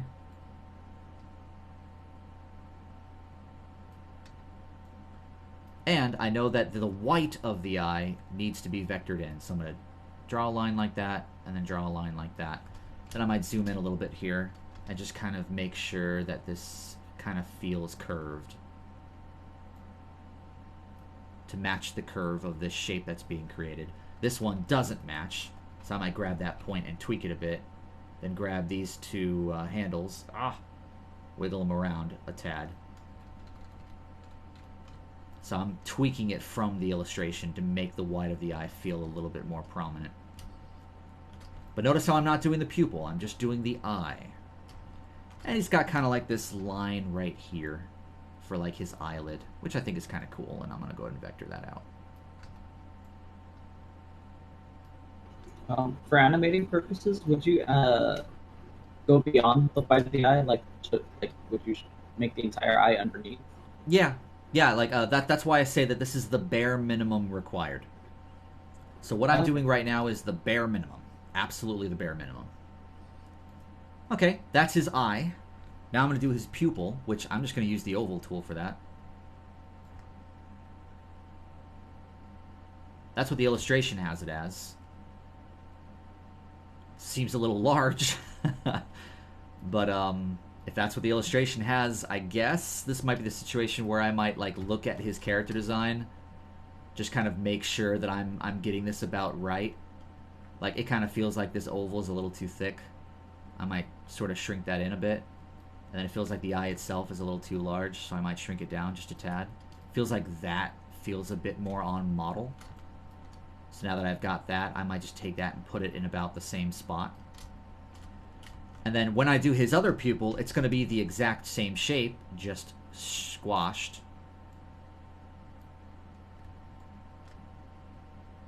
Because that's the thing about eyes. Eyes do not squash down vertically.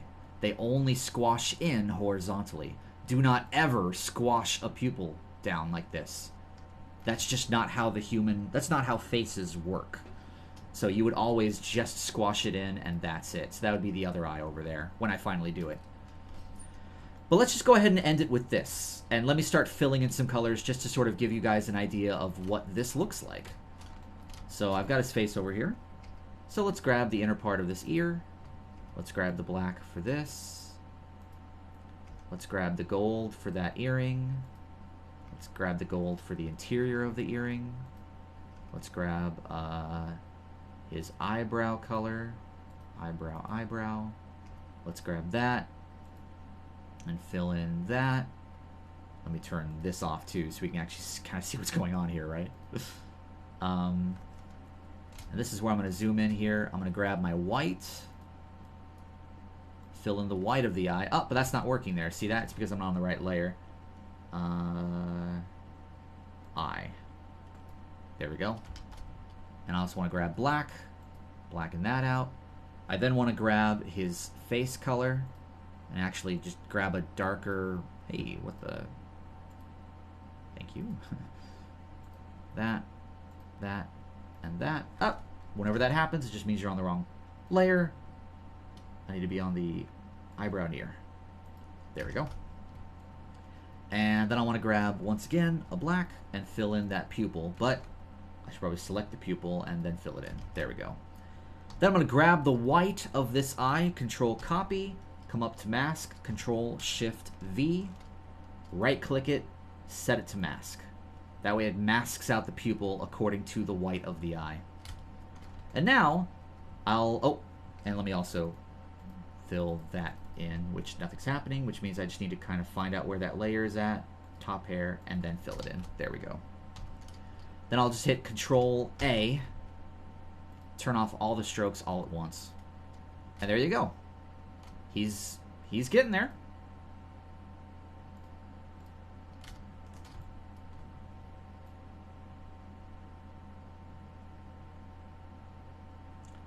And basically, I would just continue on with the rest of the face and get the rest of the face detailed out. But does that kind of answer your guys' questions or address any of your concerns or fears as to how you would go about vectoring out this face? Kind of wonder about the teeth, but I'm not sure it would be much different. No, Also the muzzle. No, if you're wondering about it, then let's go over it. There's no reason not to. So let's try it out. The muzzle, you'd probably just go a layer above, right? Yeah, like I would just create a layer on top of everything and just kind of vector out this entire mouth, and it would just be on a layer above everything. Does that make sense? Yeah. All right, sweet. That's the idea. Yeah. And I also want to mention, go real for quick, it. that the mouth actually has like a whole line that outlines it. I've noticed people usually only like do that outline color on like the upper lip or something, but it's actually the entire mouth. Yeah, it would be all of his lips. It'd be the entire thing. And that just goes back to the fact that he has lips. He has a lip color.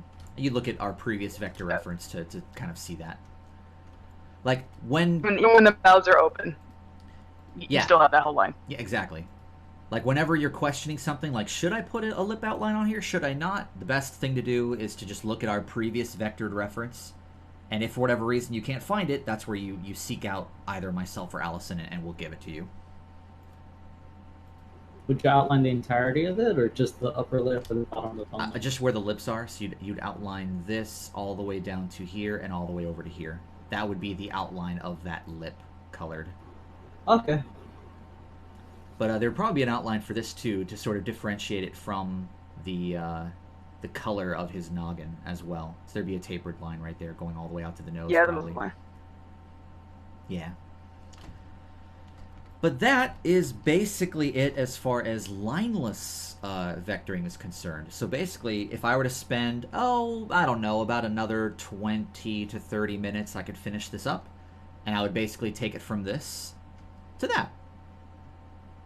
From this to that. And that's what the final one looks like. In fact, if you were wondering about that lip, well, this wasn't vectored too well. Now that I zoom in. You did it wrong. That looks pretty terrible. Ah! Oh my god. All right, but yeah, but the idea though that you have that tapered line separating the muzzle from the head, and then you've got like a lip line. It should have just followed down into there. You see, what you guys are looking at right now is the old vectoring test. So instead of doing like those kids on a dragonfly, this was the next image that you would have vectored, just like Victor standing here. But yeah, that's basically. That's how you get lineless vector based upon an already existing illustration. That shadow added in by just like vector. Oh, that shadow underneath it. Yeah, that's just I think that was just me grabbing a brush tool and just brushing it and creating that shadow. So, yeah, piece of cake. Okay. I think it's just a black set to a 25% alpha. See that? That way it kind of bleeds into the color underneath it. Okay. So do you guys have any questions about any of the vectoring stuff that I've gone over so far? Nope. Nope. Keep in mind, when I ask you a question, tell me no. Otherwise, I'd be like, maybe they didn't hear me. That Alright, sweet. So let's go, let's keep going. Bam! Here's the background. Look at this background. It's all these crazy griffins. They're being all sexy. It's awesome. So, based upon everything that I have shown you guys so far, is there anything in this background that you are wondering how would you go about vectoring that? Would you be able to copy paste a lot of like repeating things like the? Maybe. There really isn't that much copy pasting that would go on in this particular background. But like, I mean, you know, you'd still start, like if I were to vector this, I'd still start like maybe I would vector this griffin statue first. This is where I would start messing with symbols. Like I would put this griffin statue inside of a symbol to have multiple layers for that griffin. Every single statue would probably have its own symbol because I would want to have multiple layers of that particular character. Wing separated from the head, separated from the torso, etc., etc. Or if this isn't being animated, then it'd be the kind of thing where I'd still like kind of separate out like the arm and main body from like the wings behind him, from like the staff he's holding, etc., etc. The crystals in front. But overall, though, like everything here should be understandable, or you like hopefully by this point in the tutorial, you guys should be able to look at this and go, yeah, I could vector that, as long as you just sort of separate it out into shapes. You know, vector that out, vector that out, vector this out, vector out this piece right here, go to a new layer, vector this things out, vector these things out. Like, it shouldn't be hard. This should be a fairly easy thing to vector out. Correct? Yeah, totally. it's just very daunting. Yeah, it's just, it's always going to feel daunting. If anything, it's just tedious. Because it's just a lot of tracing. But let's take a look at what this actually looks like vectored. So that's the final vectored product.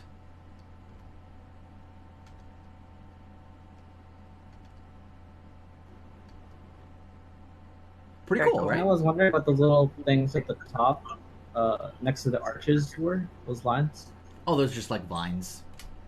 Oh, well, how do they vector it out? Just like It's just a shape. There's just a vector on Okay. that side and a vector on that side, and they just filled it in with a fill. see squiggles like that. I'd be like, what is that? Yeah, it's just vector the squiggle. But there are some problems with this particular vector, and I want to show you guys these problems to sort of show you what not to do. So the way that this particular artist layered this vector is all wrong. So, you know, based upon what I've talked about so far, you'd probably like put this statue on its own layer and like vector past. That way, if we wanted to move the statue around, we could, right? You'd put this statue on its own layer, vector past to sort of give us some wiggle room. That statue would be on its own layer, that statue would be on its own layer. And then because these are on their own layers, this section of the wall would be on its own layer, that section of the wall would be on its own layer, etc., etc. Basically, foreground, midground, background. You always separate out foreground, midground, background elements from each other because that just makes layering easier, right? This artist didn't do that. Like if I click on this statue, they're all on the same layer. And they just cut them. Look at that. No. Mother of God, that's awful. That is not how you vector. This is the kind of thing where, like, if you turned this into me, I would hand it right back out to be re-vectored from scratch. Seriously. Yeah. Look at that. What? And Is then, that- okay, then we is have that the these same for, like, walls. Is that the same for like all the statues? Yeah. Well, hang Like on. not just those, like the tiny ones also? Yeah, so all the small griffin statues, these are all on one layer. Isn't that terrible? It's so awful. My if they were God. inside a symbol, I would understand that. Yeah, they could be on one layer if Maybe they were those all in were- symbols. At least this guy's in a symbol, thank God. Oh, But look at that, though. He's inside of a symbol, but even inside of the symbol, he's still on one layer. Why? Oh, Why my even God. put him in a symbol, then? How many points is on nothing? Oh, God, I don't know. Oh Let's my find god. out. I like really. Well, the points are actually pretty good. Oh. Okay, actually, Oh, yeah. that's not too bad. Yeah, It's those a are lot the- because of one layer. But... Those are actually very good points. But, I mean, if he had layered it properly, a lot of those points could have been avoided. But, yeah, so, like, I don't know if it was he or she. Honestly, I don't remember who vectored this. But I just remember getting it turned in and going, oh, my God, this is so horribly wrong. But I just wanted to show you guys that. Like, this is a horribly... Like, this is the perfect bad example of how not to layer your vectoring. So, yeah. I have a question. Yes, go for it.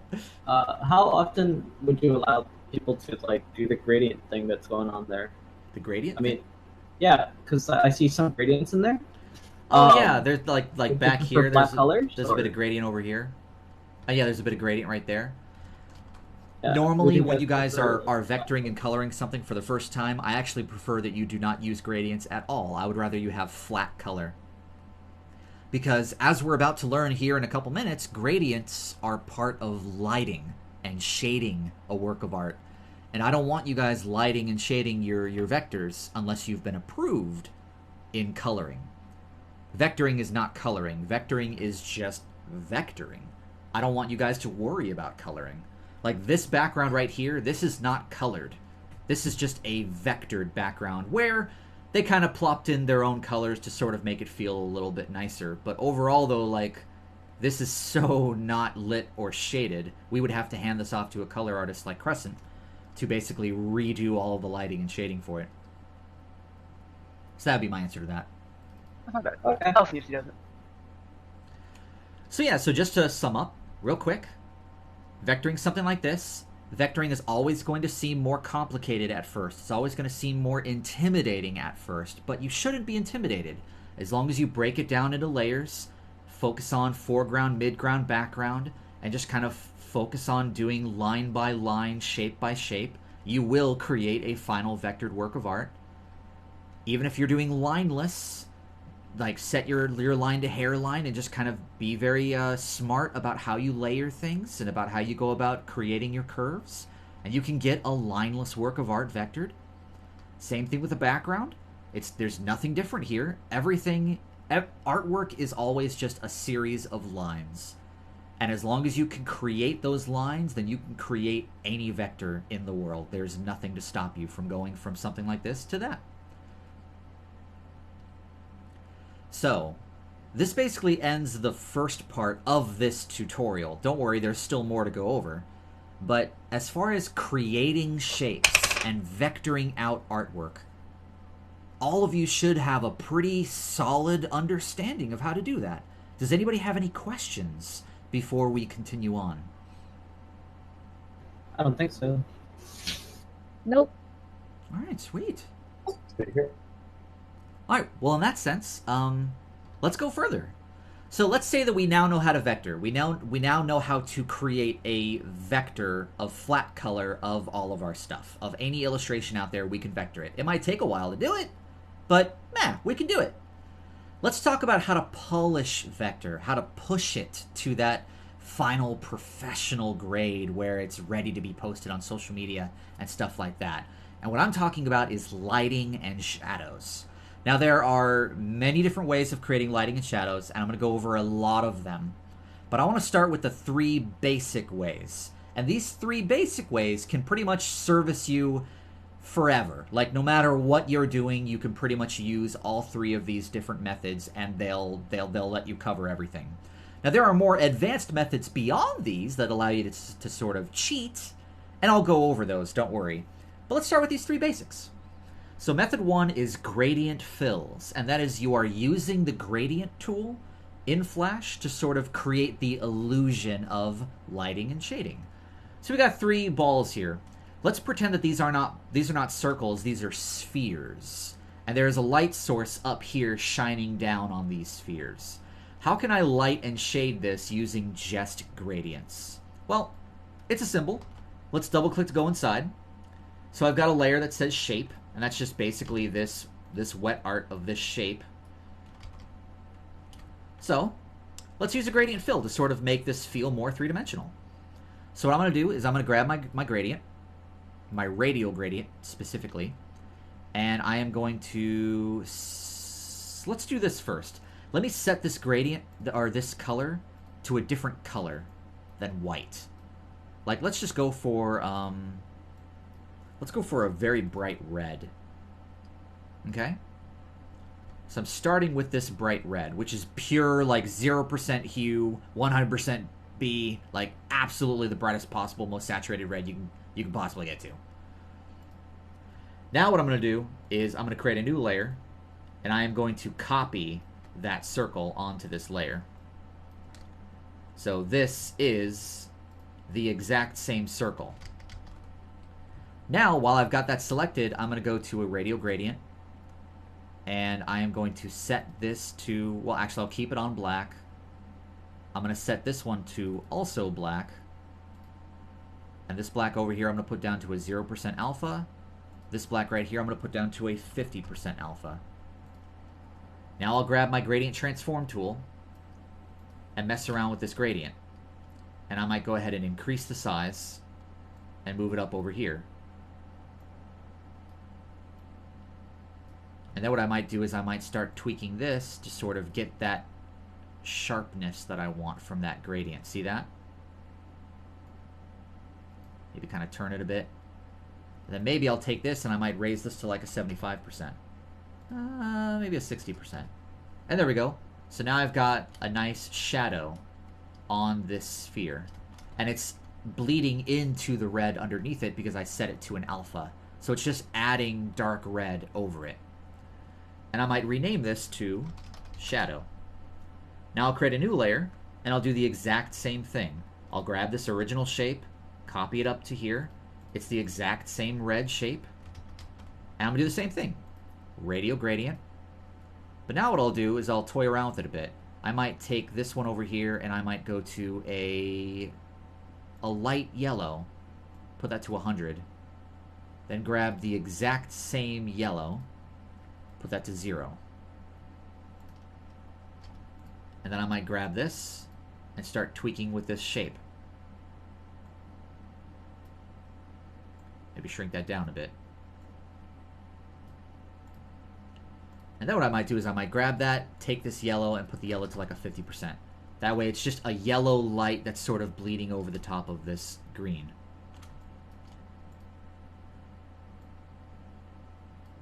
I might actually expand that a little bit. And there you go. Just using gradients, I was able to put lighting and shading on this to make it feel a little bit more three-dimensional.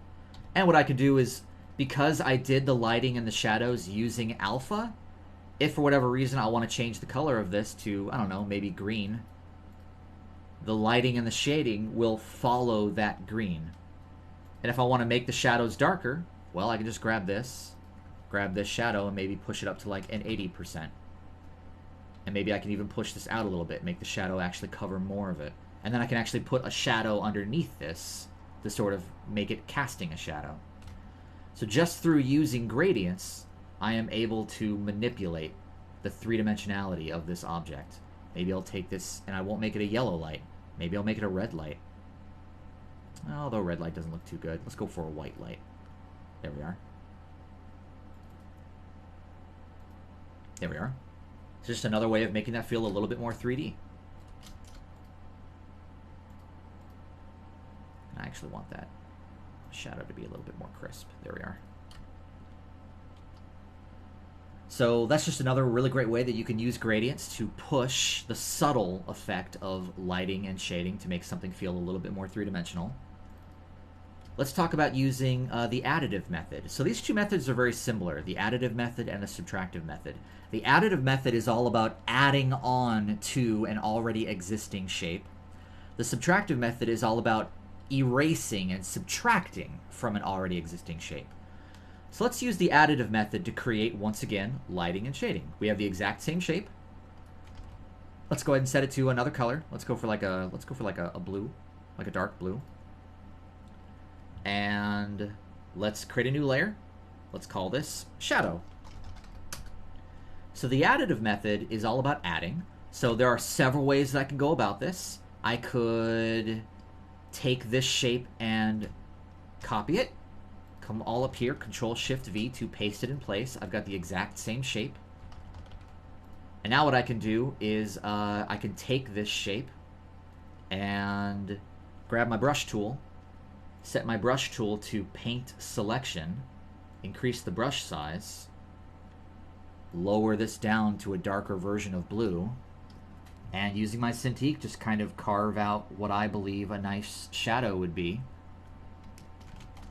And then I'll fill that in, and then I'll delete that. So I've got the shadow just on a layer by itself. And then maybe I could take that and I could actually set that all the way down to black, but maybe set the black to a 50% alpha. That way, if I change this blue to another color, the shadow will change along with it. So that's nice. Let's do the same thing for up here. Let's try a different way. Let's actually, let's go back to this original shape, which is this green right here, and let's use the ink bottle tool to put a an outline around it,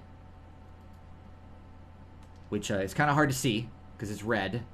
But there, I've just selected it. I'll change it to black. There you go. So you can see that black outline that's been put around it. I'll then select that outline and hit Control-X to cut it. And then create a new layer. I'll call this layer lighting. And hit Control-Shift-V to paste it in place. So now what I've got is I've got a layer that is just the outline, a layer that is just the shadow, and a layer that is just the shape. And now what I can do is, using my line tool, I can actually add on to this shape. Maybe I'll create a rim light.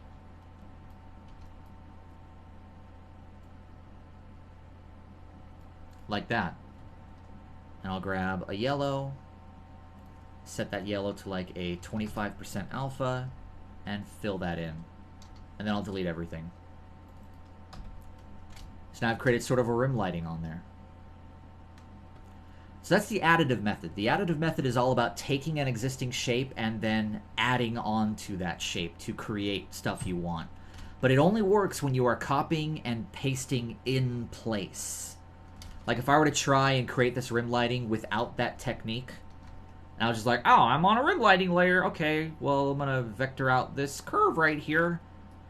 There we go. And there we go. It'll never be perfect. There's always going to be a little bit that's not quite lining up properly. Look at that. That didn't line up properly either. That's why you want to take from the existing shape itself and then add on to that shape on a separate layer by copying and pasting in place. That's what allows you to use this method. Now, obviously, unlike the gradient, this is for creating a much harsher, crisper shadow or light. So let's talk about the subtractive method. So same dealio, its own symbol. I'm going to take that shape. Seems like we're using green for this, so let's just go to a nice solid green for that. In fact, I'll just grab the exact same green as over here. And let's use the subtractive method. So I'm going to create another layer. I'm going to call it the shadow. Grab this, copy it, come up to shadow, Control-Shift-V to paste in place. But while I've got it selected, I'm going to change it to black and put it at a 50% alpha. So now I've basically got a layer on top that is shadow. And it is right now casting a shadow over the entire thing. I'm going to lock the original shape layer, so I've just got the shadow layer exposed. And now I'm going to grab my eraser. And I am going to erase out what I don't want to show. And delete it. And there you go. I was able to do the exact same thing as over here, but instead of adding onto it, I was just subtracting away from it using my eraser. I'm going to do the exact same thing to create a light. So let's create another layer. Let's go light. Let's grab that original shape, Alt drag. That way I've got my circle. And I'm going to set that to a nice yellow, but set to a 25% alpha. So now it's lighting everything. And now I can do the exact same thing again, use my eraser to erase it out, or I can kind of do the same thing I did last time. Use my stroke, create the shape I want, but now I'll just delete that. I'm subtracting away from it. And there you go. I was able to create the exact same thing just using a completely different method. These would be the 3 basic ways of creating lighting and shading, using these 3 different techniques: by using gradient fills for a softer light, by using the additive method to add on to an existing shape by copying and pasting it, or doing the exact same thing, copying and pasting it, but erasing away from it instead to create lighting and shadows. Now, these 3 methods work very well when you combine them together, all in one work of art. It's very rare that you're only ever going to use just one of these for creating lighting and shading in vectored artwork. You want to actually use all 3 of them together. So we've got Caleb here. He's always like, "Hey, look, I'm Caleb. That's my name. It's the way I spell it. It's awesome." And we want to go ahead and give him some lighting and shading, right? So, how can we go about doing that? Well, he's got his own symbol. Let's go inside the symbol. And we got all these layers for him, which is nice. He's been vectored out properly, like he should be. Let's go ahead and add lighting and shading to this guy. So let's pretend that there's a light source up here. In fact, what I might even do is I might create a new layer, and I might call this layer light source. And what I might do is I might go to a radial gradient and grab a yellow light and set that one to 0. Set this one to 100, and I might create this light up here real quick, just to kind of give myself a sense of where is that light coming from. That's a little too pure of a yellow, so I might grab that and push that towards the white a little bit. There we go. That's feeling a little bit better. And I have to do this one to that too. There we go. That's where my light's coming from. So it's a light from over here, and it's kind of casting down over there. Okay. So I've got my light source. So let's use the gradient method to sort of flesh him out a little bit. So if I've got a light source coming from over there, let's grab this shape right here. So Caleb main body.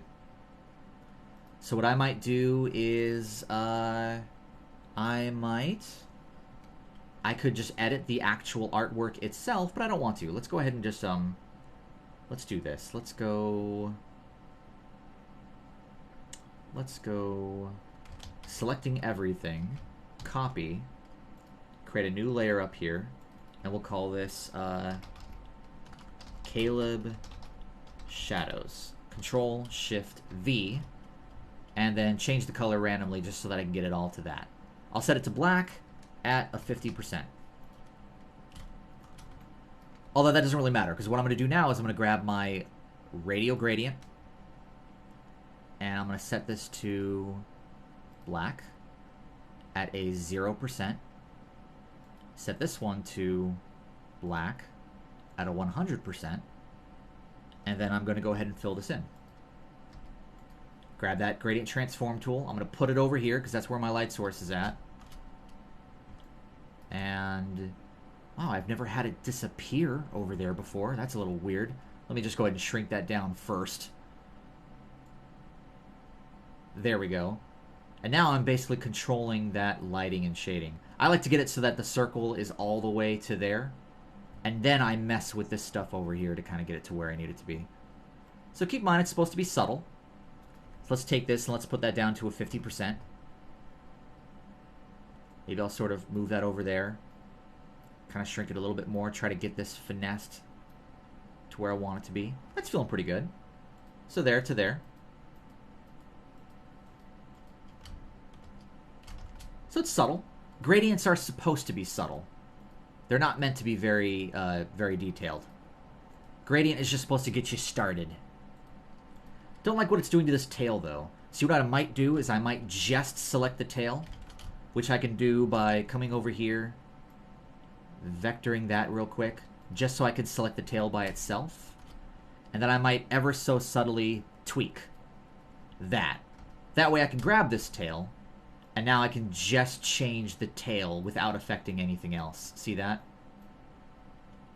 There we go. That way the tail just kind of doesn't feel as dark. Something kind of like this is feeling a little bit better. There we are. And then I can just get rid of that vector that I temporarily put in there. It still is one big object, but it actually does have a separate object from this. And I could do that for everything if I wanted to. Or I could just separate these onto different layers if I want to shade out different things from other things. But for a gradient, this is pretty okay. This feels pretty solid. It's subtle. It's meant to be subtle. Okay. Now let's say we want to do a bit of a harsher shadow on top of all of that. So let's create a new layer. Let's call this Caleb Shadows again. But maybe I'll rename the other one to say Caleb Shadows Gradient for gradients. And this one will be just a normal shadow thing. I'm going to go ahead and grab his entire self again. Copy. Control Shift V. So I'm working with the exact same shape. Change the color. I'm going to go to a black. I'm going to set that black to a 50% alpha. There we go. And now what I might do is I might use the erasing, the subtractive method, to actually start erasing shapes out of here. And just think about how the lighting is affecting him. So for example, you know, his hands right here. Like I could see this sort of going like that. And then kind of coming down and curving outward like that. And once you get it, select it, delete it. Maybe the same thing kind of over here, where he might sort of have a bit of the knuckle. And then a bit of this wrist sort of exposed. And then erase in. Select that, delete it. I could actually see like the side of that finger kind of being exposed as well, which I might just go ahead and do that and do the entire shape.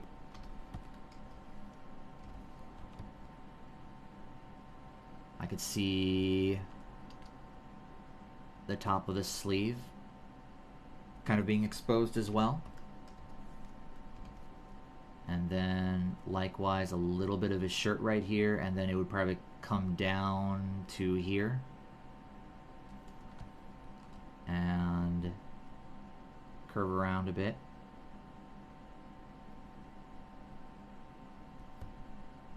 And curve down here. But obviously, like, the way I'm going about this is not perfect. You see how it's not lining up properly with everything? So the kind of thing that I could do here instead is I could do this. I could go back to those original shapes. If I lock all these shadows. Like this shape, and this shape. And what I can do is I can basically create a temporary line on those shapes like that. Then grab that line, Control X, come back up here to my shadows, Control Shift V, and now I've got that perfect shape right there. And now what I can do instead is do something along the lines of this. And I'll guess a little bit with that one because I didn't notice that. It didn't quite grab that. And then grab that, delete. And there you go. And then to fix this thumb, I could, at the same time, just kind of really quickly go back, grab that thumb shape, which is back here. Get a nice outline. Control X, come back up to my shadows, Control Shift V, and now I can paste that back in. And then delete that again. Being able to copy and paste those strokes really helps you out here. And then I would just kind of continue going on. Let's look, like, for example, his head. I'm probably just going to go and subtract from here. So it might be the kind of thing where I could see like his entire head pretty much being exposed to the light. Be the kind of thing where it might be kind of like that. And probably like the majority of this ear would be exposed to it as well. So maybe it should be something along the lines of this, actually. And because I've got that, I would also sort of grab that like this, and then just select this entire thing and delete it.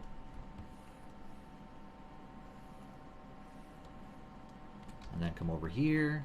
You know, maybe he's got a little bit of this sort of exposed to the light, like that. And just keep in mind that I would grab my strokes, like with the method I just showed you, to get this nice and clean, but we don't really have time for that. Just I'm going to do with the eraser tool for now. There we go. So you got that. And then he might have a little bit of, you know, this sort of exposed, depending upon how harsh that light is. That. And let's say that that's kind of falling underneath there. And I can see like a bit of this bottom leg starting to come out into the light. And maybe like a bit of this leg as well, kind of coming out into the light.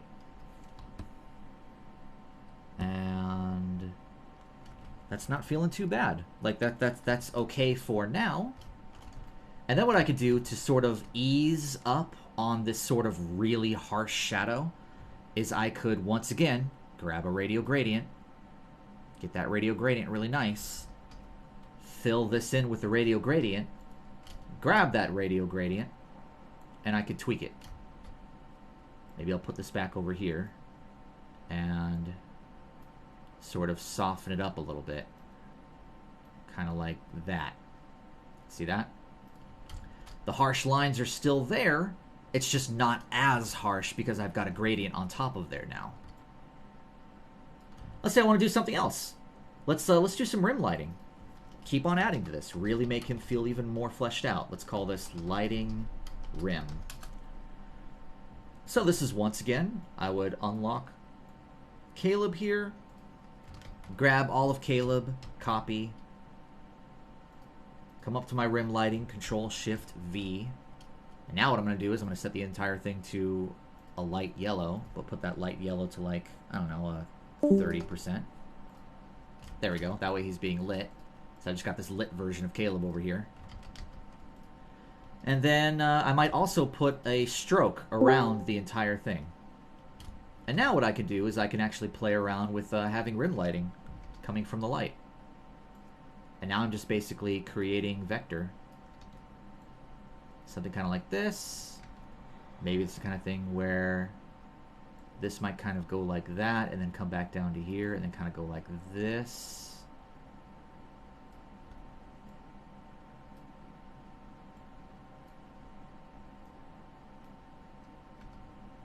And then this would normally come to the tip right here. And I want that tip. Like, I want that particular tip right there. So once again, lock everything. I mean, unlock everything. What is that shape? There it is. Put a temporary stroke on that. Grab that stroke, Control-X. Come back up to my rim lighting, Control-Shift-V. And there you go. Now I can drag that to where I wanted it to be. And then I would just basically continue doing this. Like, I would go ahead and do it over here as well. Like this could probably come all the way down to about here. Whoops. Just want to grab the stroke. There we are. Kind of create a bit of a stroke right here.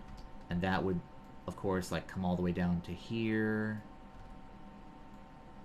Create that. And I would, you know, continue doing it. Like maybe his snout itself could have a little bit of a thing as well. You know, like over here could have it too. Something kind of like, you know, that. Create a little bit of rim lighting right there. This could definitely have a little bit of rim lighting too. Something kind of like that. And I would just kind of go through and create this sort of nice rim lighting across his entire body. And then once I was done with it, select everything that is not part of the lighting and delete it. And then select everything that is part of the lighting and get rid of that stroke.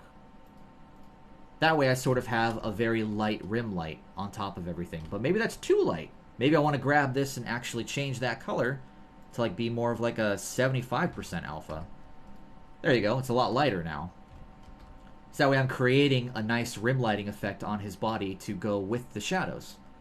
And I would basically just continue doing this for this particular character. And I just continue doing all of this lighting until I basically took him from this to that. That's the finished version of the lighting for this particular illustration. So that to that. And it looks like they handled his face a little bit differently than I did, which is kind of nice. So I like the way that they did this. It's kind of sweet. And you got your rim lighting, you got everything in there, you got your shading. So yeah.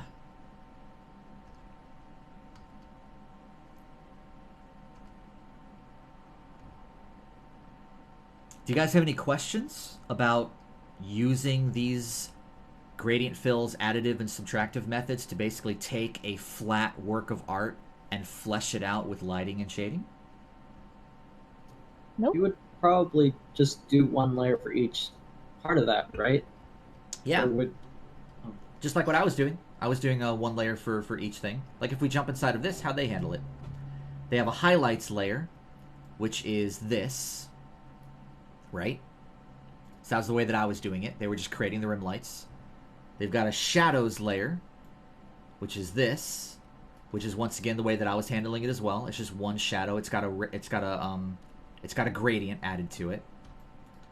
They've got a body full highlight layer, which is this, which they did the exact same thing they did for shadows. They just put a radial gradient on that as well. And then look at that. This is just the normal Caleb. So really, that entire lighting effect was created using 3 layers. A shading layer, a lighting layer, and then a rim lighting layer. And when you put all 3 of them together, it creates the final effect. I thought it would have been like 3 layers or so like that. Okay. That makes sense. I probably overcomplicated mine, to be honest with you.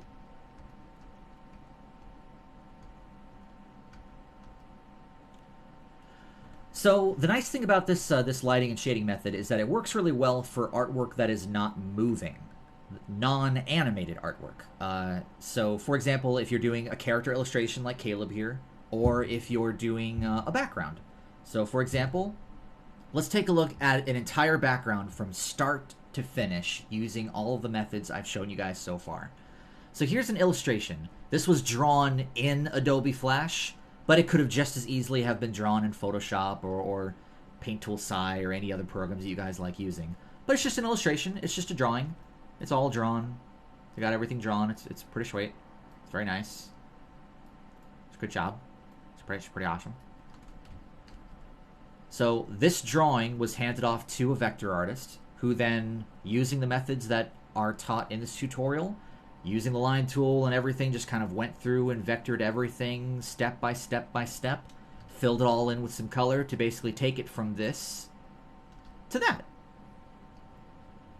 So let's zoom in a little bit here. Oh, I've never seen this. It's just flat color with this. Yeah, so this to that. So this is what it looks like with flat colors. There's no gradients, there's no lighting, there's no shading, it's just flat color. And as a vector artist, this is what I would expect you to be able to do. Just flat color things. I don't expect you to light or shade it. That's for a completely different role. Then what we would do is we'd hand this off to a color artist who would, using the techniques I just showed you, apply gradients, lighting, shadows, and push it to basically turn it from this into that. Which makes a huge difference. Being able to go from a flat colored to a beautifully lit and shaded piece of artwork, that is the line that separates amateur from professional. And it's wonderful, it's beautiful. It's why we value our ability to light and shade things so highly here at our studio. Lighting and shading tells a story. Flat artwork is just meh. It's just there.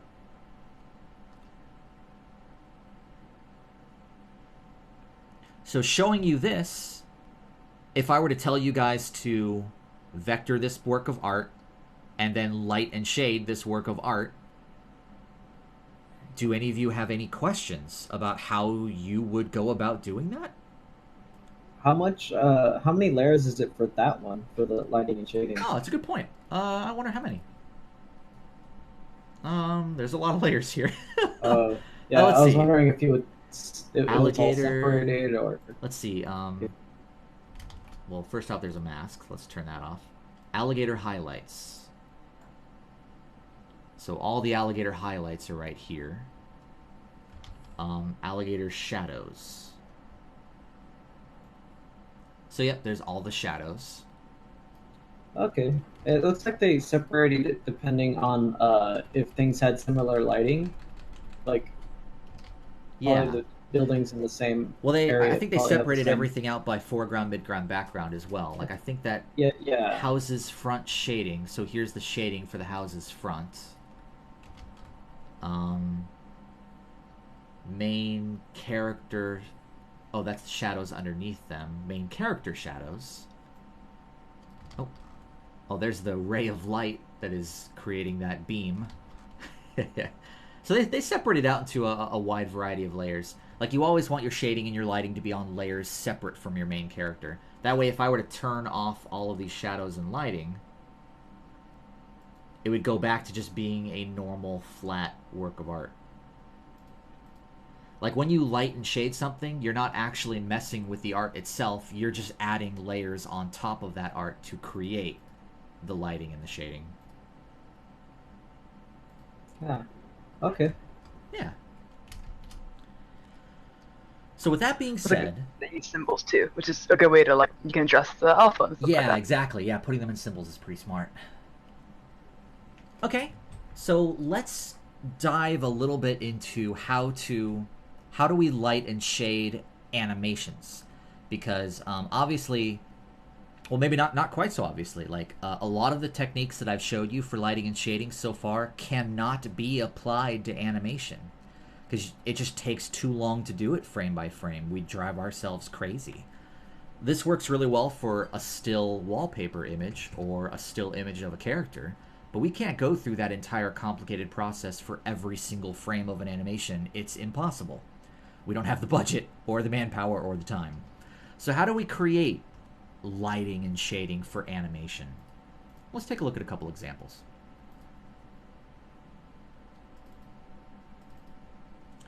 So I think a good one to look at is actually the Eld2 GIF that we just posted a few days ago.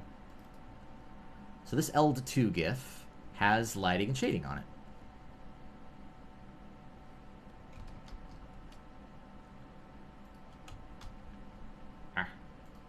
Come on. Oh, it is. Okay. Sorry. Oh, yeah, it opened up in Adobe Animate. Sorry about that. Well, we're looking at it through Adobe Animate. Whatever. Oh, you guys can't see my cursor, though, can you? Darn you, Adobe I can see it. Wait, you can see it? Yeah. Hang on. I wasn't paying attention if I could or not. So can you see my cursor right now? I can. Don't know where it is. It's on top of his comb, the top of his head. No, I can't see it. Nope, Cannot I can't. see it. Well, damn. All right, then, yeah, Why it's the can you same see it? problem we That's ran into weird. last time. Weird. I don't know. But I'll open this up in Adobe Flash CS6. Haha.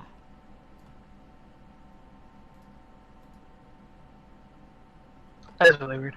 Yeah, that is a little weird. Whoa, hey, a lot of the coloring... Oh, it's because I was zoomed in. That's right. You have to zoom out for it to work.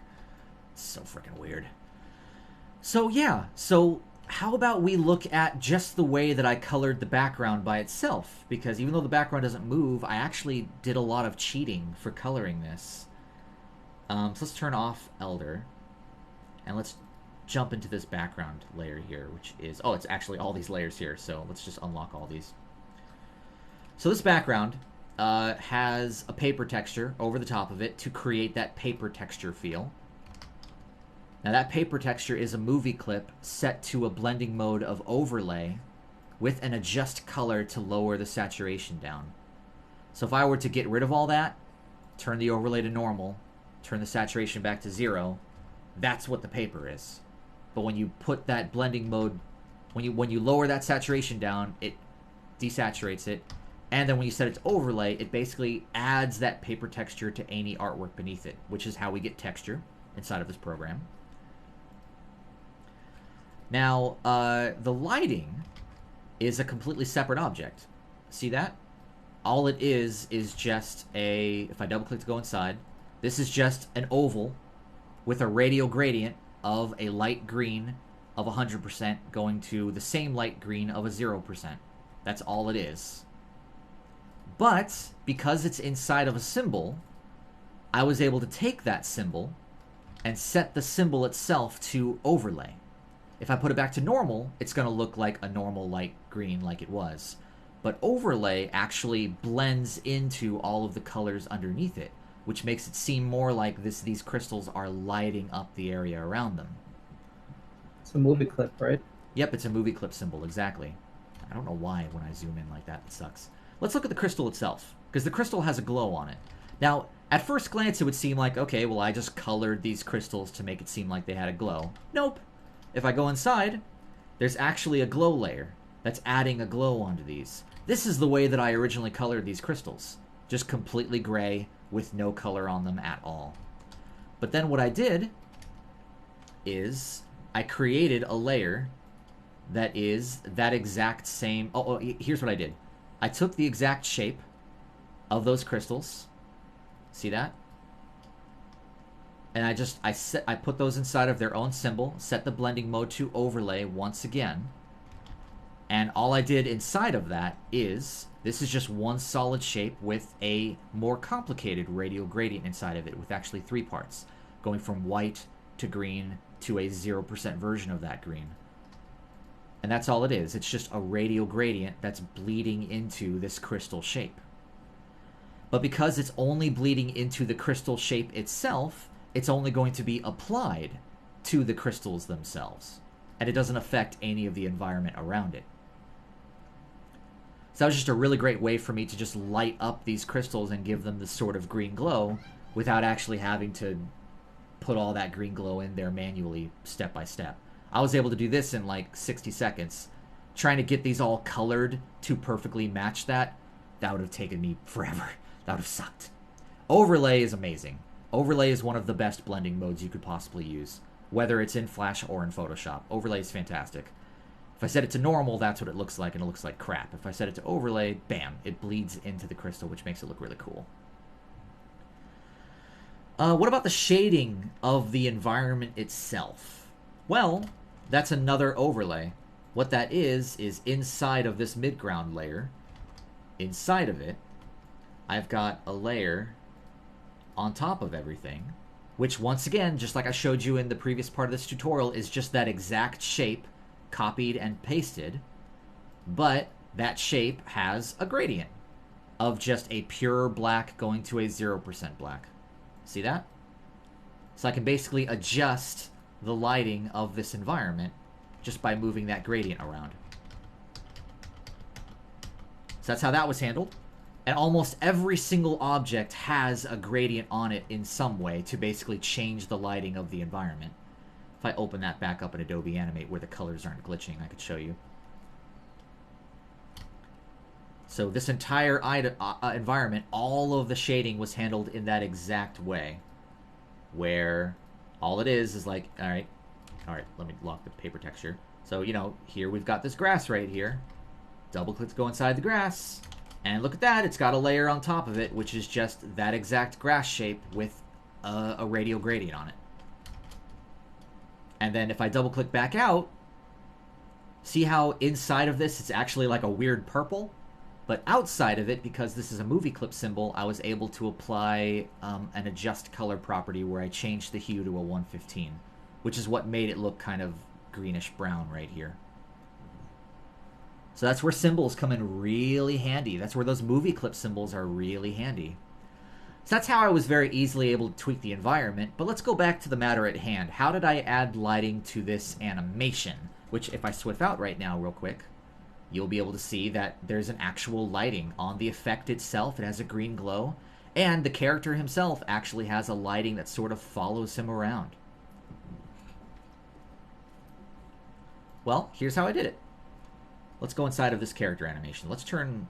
No, we'll keep it all on. So, for the lighting itself, what I did is, for example, here's this string. And you'll notice that the string has a green glow around it.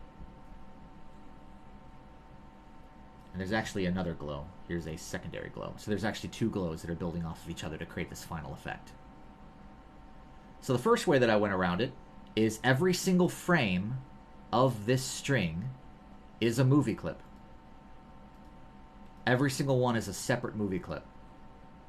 And every single one of those movie clips has a blur and a green glow added to it. A blur of 2 pixels and a green glow of 50 pixels with a strength of 150 set to high. That's what's creating the glow effect. Additionally, every single one of these also has an alpha of 80% to make them slightly see-through. So when you add the alpha with the neon green, that's true, with the neon green color and the blur, all 3 of those together create this sort of wispy colored effect. I just had to go through and frame by frame turn every single one of them into a movie clip in order to be able to do that. And I believe, like, if we look at the library, you'll actually see there's a whole bunch of different movie clips in here for every single frame of that animation. Same thing with the butterfly too.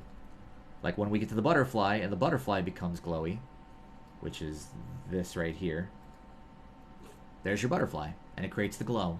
And once again, every single frame of the butterfly is just set to a movie clip symbol with an alpha, a blur, and a glow.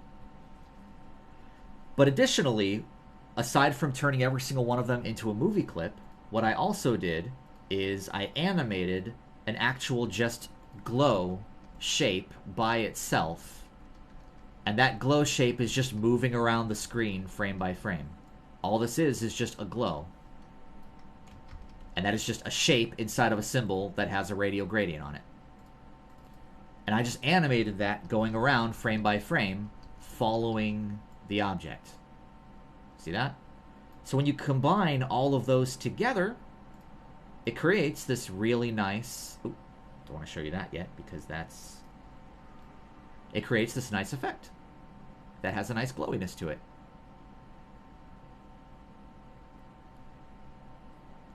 So that's how I created the lighting. Now, the way that I went about doing this is not the way that we go about doing it for our show. A lot of these glows and alphas and blurs, you don't have to do these frame by frame inside of Flash. You can do them to the entire layer all at once inside of Adobe After Effects, and it's like 100 times faster and easier. Yeah, because I was about to say that would get really tedious. My God, yes, it gets tedious. It took me like an hour to do all of this, and it sucked. Right, right. Yeah, because I knew that I could have just gone into After Effects and done it in like 30 seconds. Yeah. But now do this again for an 11-minute pilot. Exactly. So for an 11-minute pilot, obviously we do everything in After Effects. But for a short little 6-second GIF, I just wanted to go ahead and do it all in Flash because I just didn't want to have to mess around with After Effects for this particular GIF itself. But yeah, I just want to show you guys that it is still possible to do these kinds of animated lightings inside of Flash, just in case you don't have access to Adobe After Effects. It's more tedious. But hey, let me show you an even more tedious thing. Okay. Oh joy.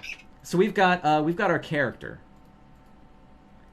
So this character, as you'll notice, has an actual lighting effect on his body that is following the light as it moves around, right? So how is that handled? Well, here's how it's handled. We've got a mask and an overlay that is moving around. See that? So this overlay is quite literally just a symbol with a gradient on it that has an alpha set to 50% and it's set to overlay mode. If I double click to go inside of this, that's all this is. It's just a very, very harsh gradient. Look at that. That's all it is. That is quite literally all this is. And then inside of a movie clip, it's set to a 50% alpha, set to overlay. Now the problem is that this overlay is affecting the entire environment, which really sucks. I only wanted it to affect the character and nothing else. So what I did was I took the entire character's animation and frame by frame copied everything onto this top layer right here, which is a mask. So basically, because I've got his entire animation as an animated mask right here, as long as I mask the overlay underneath it, then all of that overlay stuff is only happening to his character. See that? And as long as that overlay is set to overlay mode, it'll just bleed into the colors underneath it to just darken them slightly. And once again, I could have done this in After Effects in like 30 seconds, but Doing it in Flash took about an hour because when you have to do something frame by frame, it just kind of sucks. But there's just another way of creating animated lighting and shadows inside of this program through using movie clip symbols, overlays, and masks. And I think most of the lighting and shading that I've done for all of these GIFs has been done with movie clips, symbols, and masks. For example, here we are. We've got our Victor Casanova GIF. So this Victor Casanova GIF, if I swift this out real quick, we take a look at it. You'll notice that there are shadows on the ground, and there are shadows inside of here when the two girls sort of hug up next to him to give it a sense of depth. There's also lighting and shading happening on Dolly over here when she starts up her magic. So how do we go about creating that? Well, when these two girls come in, you'll see that there is an overlay layer here. Oh, that's an overlay over here. So creating this shadow over there is just an overlay. I think it's just this shape right here, which is just a radial gradient that's gone to black. That creates that shadow. What about this down here? I think it's inside of this symbol, actually. Victor and Ladies. Yeah. So the Victor and Ladies symbol, inside of this Victor and Ladies symbol, I've got an overlay, which is just a very, very thin radial gradient that I nestled in between these two layers to create the illusion that she is casting a shadow on Victor. Same thing with the radial gradient right here. There's another really thin one right there, which gives the illusion that there is shadows being created by them being so close together right here. And when you have both of them together, it gives you that sort of illusion of three-dimensionality to it. So that's all I did to create those. And then over here for Dolly, the rim lighting on her, I really got lazy on. I just did that. All I did is I just copied her animation and I just stretched it up. That's all I did. That's it. That's all it is. It's just her exact same animation, and I just tinted it to a pure blue, and that's all it is. That's what creates that effect. And then when this lighting happens here for her magic, once again, all that is just a let me see here, Dolly glow. It's just a glow. And I didn't even bother setting this one to overlay. I just kept it on normal and I just lowered the alpha to 40%. And I just animated that glow kind of moving around. And to make the glow seem brighter at certain points, I just raised the alpha of the symbol itself. Like here's the symbol with a 100% alpha. Here's the symbol again with a 75% alpha. Here it is again with an 80% alpha. Then all the way down here, here it is with a 40% alpha, which makes it feel like it's getting brighter. That's pretty much it. That's all I really did for her to create that effect of her magic glowing.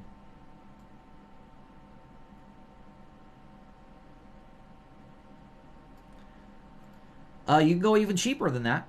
Let's go back to like the very first GIF we ever created, which is this hammock GIF. So in this hammock GIF, we have a little bit of lighting and shading happening in here with the shadow that Victor's casting over the hammock.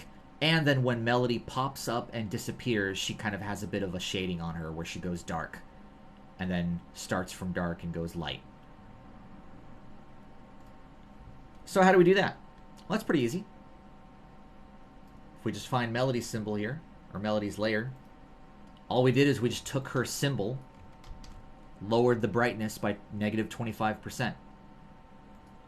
And then once she pops in, the brightness goes away back to 0.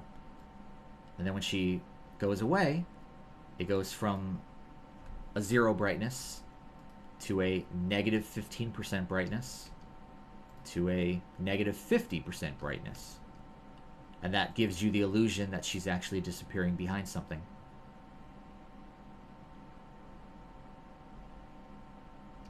And then we also messed around with this effect to where when the effect actually happened, there was a a glow that was added to the screen, if I remember correctly. Yeah, there's another overlay. Overlays are amazing, everybody. Overlays are awesome. Use the crap out of them. Here's the overlay for this. It's just this giant... If I go inside of this symbol, it's this entire effect is just one gigantic radial gradient. But when you set that entire radial gradient to overlay, it actually just overlays onto the environment around it. And all I did is I took that overlay, set it from a 100% alpha all the way down to a 0% alpha, and then just put a classic tween on it so it animated it fading away.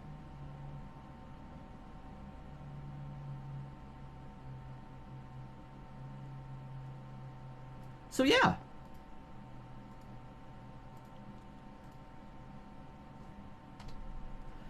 Does anybody have any questions about anything that I went over today? Whether it's with regards to lighting or shading or using movie clips for overlays or the actual vectoring process itself, anything at all? None at this point, really. Nope, I think it was a great tutorial. All right, sweet. Well then, alrighty, everybody. Then that pretty much ends this tutorial. So I'm gonna go ahead and cut off this recording, and we'll put this up on the YouTubes. Just want to remind you all that next week, probably next Saturday at 8 p.m., we're going to have our Introduction to Flash Animation tutorial. So for those of you that have been wondering how to animate in this program, well, you'd want to be at next week's tutorial. Otherwise, though, thank you so much for being here, everybody, and I hope you all have a good night, and I'll see you later. You too, Zach. See ya. Whoa.